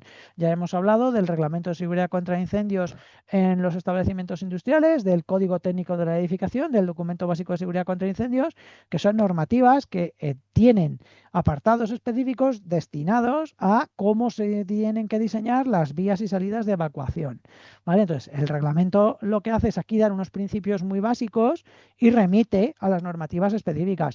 Lo mismo en dotación de medios de protección contra incendios. Ya sabemos que existe un reglamento de instalaciones de protección contra incendios y que luego tenemos también el reglamento de seguridad contra incendios en establecimientos industriales y el código técnico que me complementan al reglamento de instalaciones de protección contra incendios para saber cuál es la dotación específica de medios de protección que tiene que tener una determinada actividad. Pues el reglamento del lugar de trabajo aquí se limita a decir que haya un buen acceso a los medios de protección, que no estén obstaculizados, que se mantengan debidamente y que se cumpla lo que diga la normativa específica, ¿vale? Lo mismo con la instalación eléctrica y con adaptación a personas con discapacidad, que en este caso la referencia fundamental, aparte de las disposiciones del reglamento, también es el Código Técnico de la Edificación y concretamente el Documento Básico de Seguridad en la Utilización, ¿vale? Que es el que habla de la accesibilidad de los edificios y que trata también, por cierto, todas estas cuestiones. Es decir, el Código Técnico de la Edificación establece criterios en cuanto a el diseño de las vías de circulación, de las dimensiones de las escaleras, de las dimensiones de los pasillos, de las dimensiones de las barandillas, también lo hace el Código Técnico, pero el Código Técnico lo hace para la edificación, ¿vale? Para quien diseña y construye los edificios, este reglamento es aplicable a la explotación, es decir, a la utilización de los lugares de trabajo, ¿vale? Vale, vale.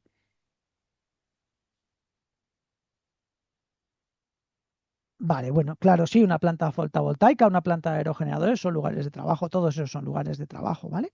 Bien. ¿Qué más regula el reglamento? ¿Vale? El documento básico de seguridad contra incendios es donde viene lo relativo a condiciones de protección contra incendios y vías y salidas de evacuación, pero todo lo relativo a dimensiones de escaleras, a dimensiones de barandillas, de todo lo que es correspondiente a seguridad en la utilización de los edificios, donde está es en el documento básico de seguridad en la utilización, el DBSU, el código técnico. ¿Vale? Es que el código técnico tiene muchos documentos. ¿Vale? Nosotros de momento el que hemos visto y el que vamos a ver es el de seguridad contra incendios, pero hay más, ¿vale?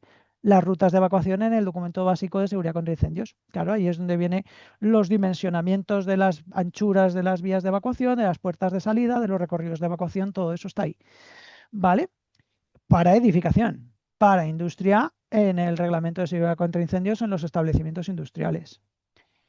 Vale, ¿qué más me regula el reglamento de lugares de trabajo? Pues condiciones de orden, limpieza y mantenimiento. Y me da lo mismo, pues pautas básicas generales de cómo se tienen que mantener los lugares de trabajo limpios y ordenados.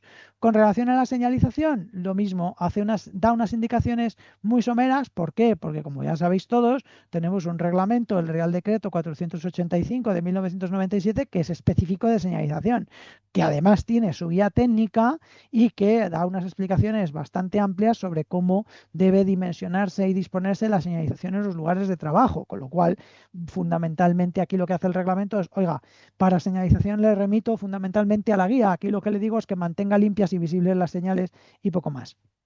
¿Vale? Y que tiene que colocarse las preceptivas en cada sitio, ¿no? Pero lógicamente eso luego requiere de recurrir al reglamento específico para saber cómo tenemos que hacer.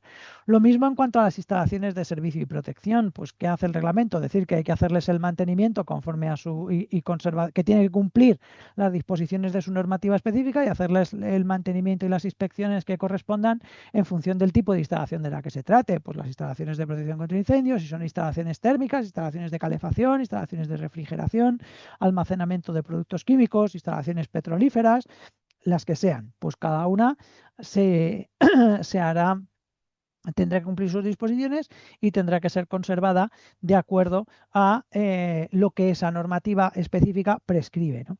En cuanto a las condiciones ambientales, este reglamento lo que hace es indicar cuáles son los requisitos fundamentales en materia de condiciones de temperatura, condiciones de humedad y de velocidad del aire que se tiene que cumplir en los lugares de trabajo.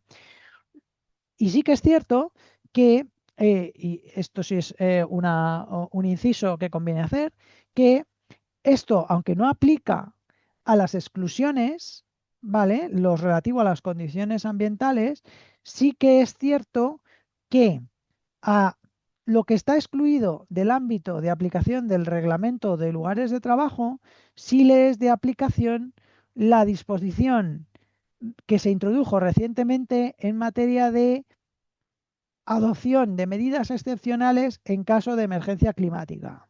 ¿Vale? Hace relativamente poco hubo una modificación del reglamento de lugares de trabajo con la finalidad de contemplar la paralización de trabajos, por ejemplo, en el caso de altas temperaturas que puedan suponer, o muy bajas, ¿no? Pero en el caso se hizo la modificación sobre todo por las muertes que se producían por golpes de calor. ¿Vale? Y entonces se introdujo una disposición en este reglamento indicando que lógicamente cuando se decreta por una región una situación de emergencia climática, es preceptivo a adoptar medidas correspondientes a ese grado de emergencia que puedan incluir la paralización de los trabajos hasta que esa alerta se anule, ¿vale? Y lo que sí se hizo es que, aunque esta disposición se incluyó en este reglamento, se precisó que también era aplicable a los ámbitos excluidos del reglamento. ¿Vale? Es decir, que, por ejemplo, que esa disposición también es aplicable a las obras. Aunque las obras estén excluidas del ámbito del Real Decreto 486, eso no quiere decir que si se decreta una situación de emergencia climática y, por tanto, una hipotética necesidad de paralizar los trabajos, aunque estemos en el ámbito de la construcción y la disposición sea de este reglamento, me aplique. ¿Vale? Entonces, bueno, eso que lo tengáis en cuenta. ¿Vale? ¿Es obligatorio señalizar que no se use el ascensor en caso de emergencia? Es que muchas veces no se ve esta señalización en los ascensores. Hombre, obligatorio estrictamente no recuerdo si lo es. Desde luego conveniente sí, y si no, por lo menos en las pautas de evacuación tiene que quedar clarísimo. ¿Vale? Que no se puede utilizar los ascensores en caso de emergencia porque lógicamente es un peligro porque se puede producir un corte del suministro eléctrico y por tanto esto supone un riesgo. Es verdad que hay ascensores especialmente diseñados para situaciones de emergencia que sí se pueden utilizar. ¿Vale? Entonces, no recuerdo ahora mismo lo que dice la normativa de ascensores. Puede ser que sí, que sí que marque la obligación de señalizarlo. Habría que mirarlo porque no me acuerdo. Pero lo que sí que es cierto es que si los ascensores con los que contamos no están expresamente diseñados para poder ser utilizados en una situación de emergencia, lógicamente esto tiene que estar, si no señalizado, tiene que haber sido comunicado y todo el mundo tiene que saberlo, ¿vale? Para que nadie lo utilice en situación de emergencia, ¿vale? Bien, también nos habla de las condiciones de iluminación. ¿Vale? Y nos dice cuáles son, en función del tipo de actividad que se realiza, cuáles son las condiciones mínimas, la iluminancia mínima que debe de tener una determinada actividad o una determinada zona. Porque nos puede hablar tanto de iluminación en vías de paso como de iluminación en puestos de trabajo, ¿no? De tal manera que la iluminación en vías de paso se mide a nivel del suelo, mientras que la iluminación en lugares de trabajo se mide en el plano de trabajo, ¿no? Donde yo estoy desarrollando la tarea. Entonces, el reglamento nos indica cuáles deberían de ser las condiciones de iluminación en función del tipo de actividad o del tipo de zona, los mínimos que debería existir, y no solo en cuanto a los niveles de iluminancia, también nos da pautas en relación a los tipos de iluminación, por ejemplo, que no sean iluminaciones que puedan suponer un riesgo, que puedan generar efectos estroboscópicos, etcétera.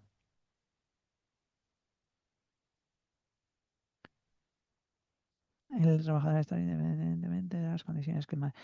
Sí, claro, José, pero eso no quiere decir que no haya que hacer un cierto acondicionamiento del lugar de trabajo, ¿vale? O sea, está claro que, lógicamente, hay lugares de trabajo que van a ser más complicados de acondicionar que otros, pero eso no quiere decir que no tengamos que seguir unas pautas. ¿Vale? Cuando está claro que no podemos, por ejemplo, si yo tengo que acondicionar el puesto de un agricultor, lo tengo complicado, ¿vale? Lo podría acondicionar siempre y cuando el trabajador esté dentro de una máquina con cabina, ¿vale? Y entonces ahí sí tendré unas posibilidades de acondicionamiento del puesto de trabajo.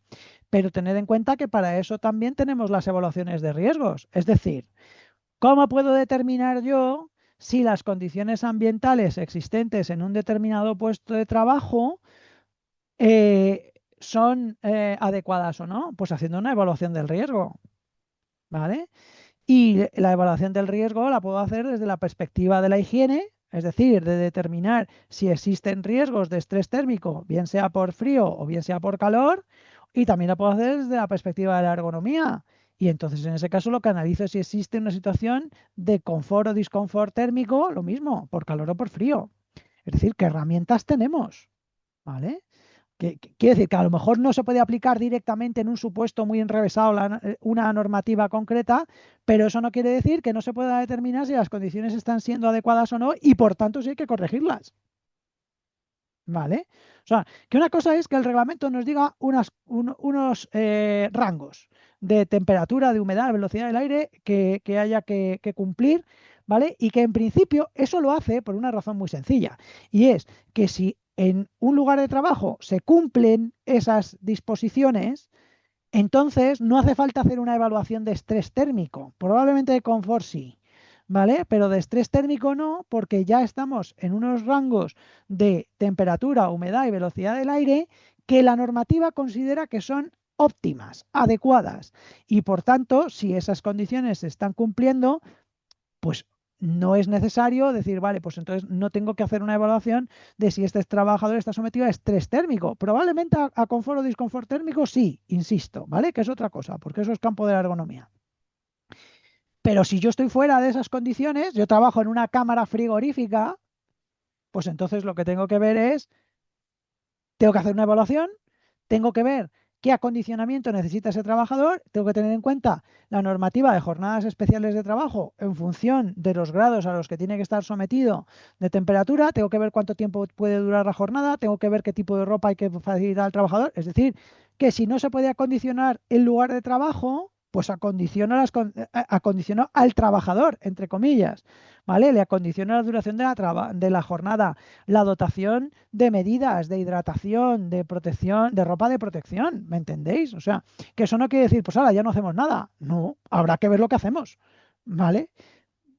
Esto es filosofía de prevencionista, ¿vale? Tenemos que analizar el riesgo y proponer acciones preventivas. Luego, ¿qué más nos dice este reglamento, aparte de las condiciones de iluminación? También nos dice cuáles tienen que ser las características que tienen que cumplir los locales de aseo, los vestuarios, áreas de descanso, por ejemplo, establece en este sentido prescripciones particulares para eh, eh, trabajadoras embarazadas, ¿vale? En cuanto a disposición de lugares de descanso en el lugar de trabajo, ¿vale? Dice, tenía entendido que no se hace el de disconfort hasta tener el resultado de estrés térmico. Hombre, es que en una oficina, ¿para qué vas a hacer un estudio de estrés térmico si se cumplen las condiciones? Acabo de explicarlo, ¿vale? Si yo he hecho una medición de temperatura, humedad, que no es un estudio de estrés térmico, ¿eh? Que es una cosa completamente distinta. El que yo llegue y haga una medición de temperatura, humedad y velocidad del aire en un lugar de trabajo no es una evaluación de estrés térmico. La evaluación de estrés térmico es un estudio específico aplicando una normativa, por ejemplo, o el método WGT, en el cual yo hago un análisis de las condiciones ambientales de un puesto de trabajo. Eso es un estudio de estrés térmico.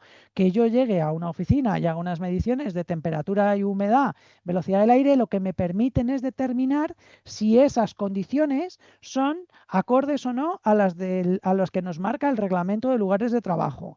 Y si están dentro de los rangos que me marca el reglamento de lugares de trabajo, ya no necesito hacer una evaluación de estrés térmico. Y lo que me puedo plantear entonces es hacer una evaluación de confort o disconfort térmico. ¿Vale? Ese es el matiz.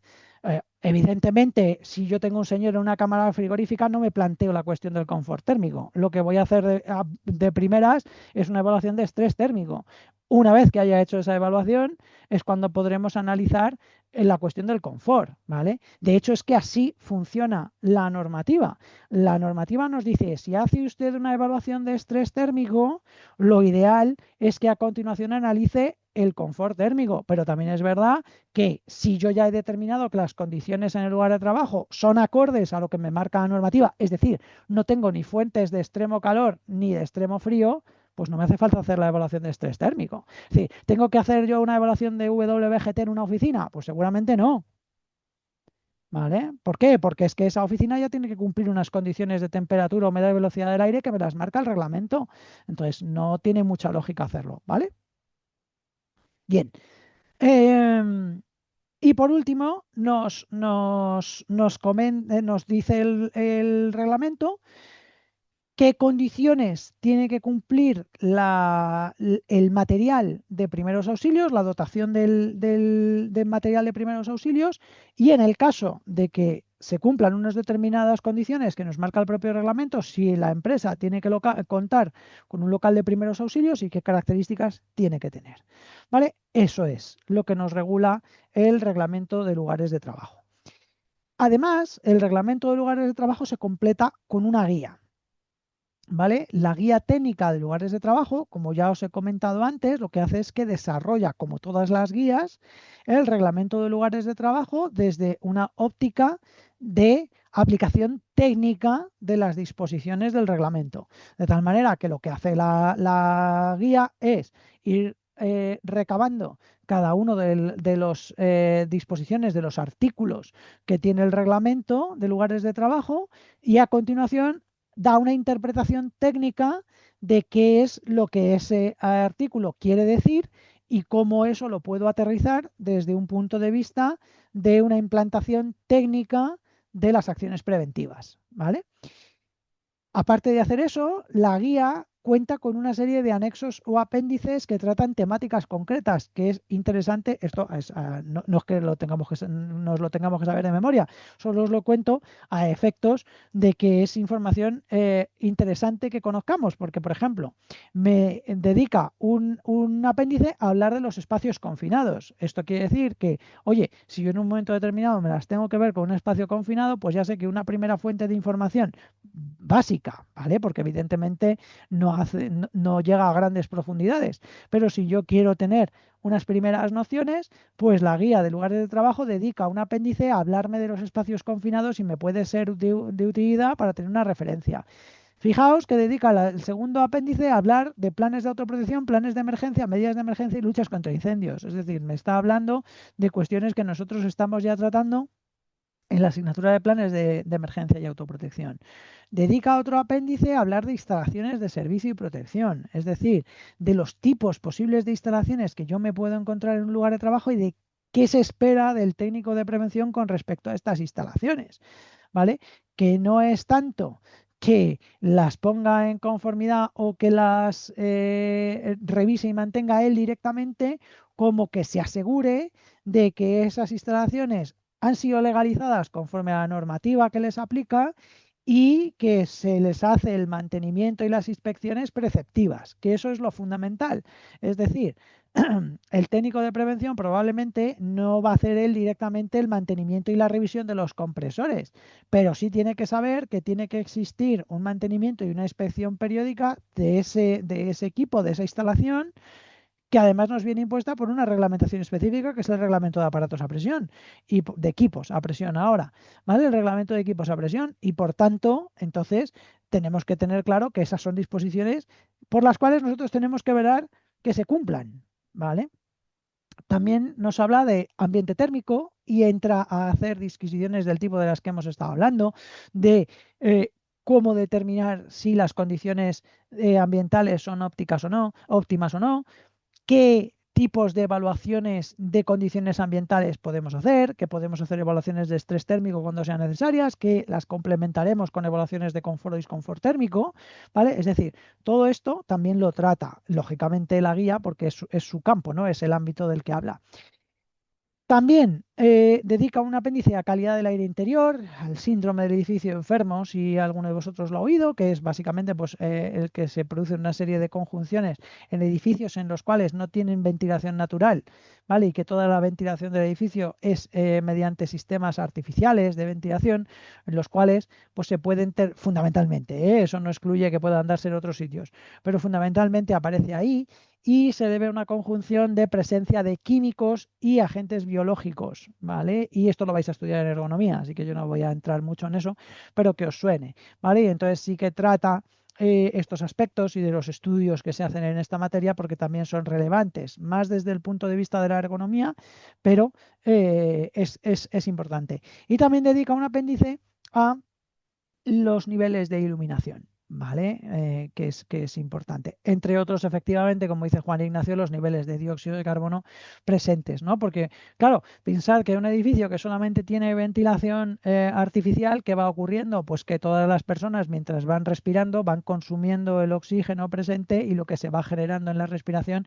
es dióxido de carbono, lo cual puede implicar que en un edificio con una elevada ocupación tengamos unos niveles, si la ventilación no es lo suficientemente eficiente, se acumulen unos niveles significativos de dióxido de carbono, ¿vale? Bien, y nos quedamos aquí, ¿vale? Porque no voy a empezar obras de construcción porque son -5, así que lo dejamos aquí. El próximo día empezamos con las obras de construcción y continuamos. Así que, dudas, preguntas, consultas de lo que hemos visto hoy.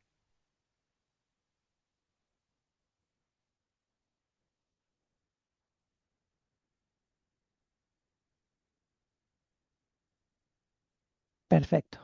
Muy bien.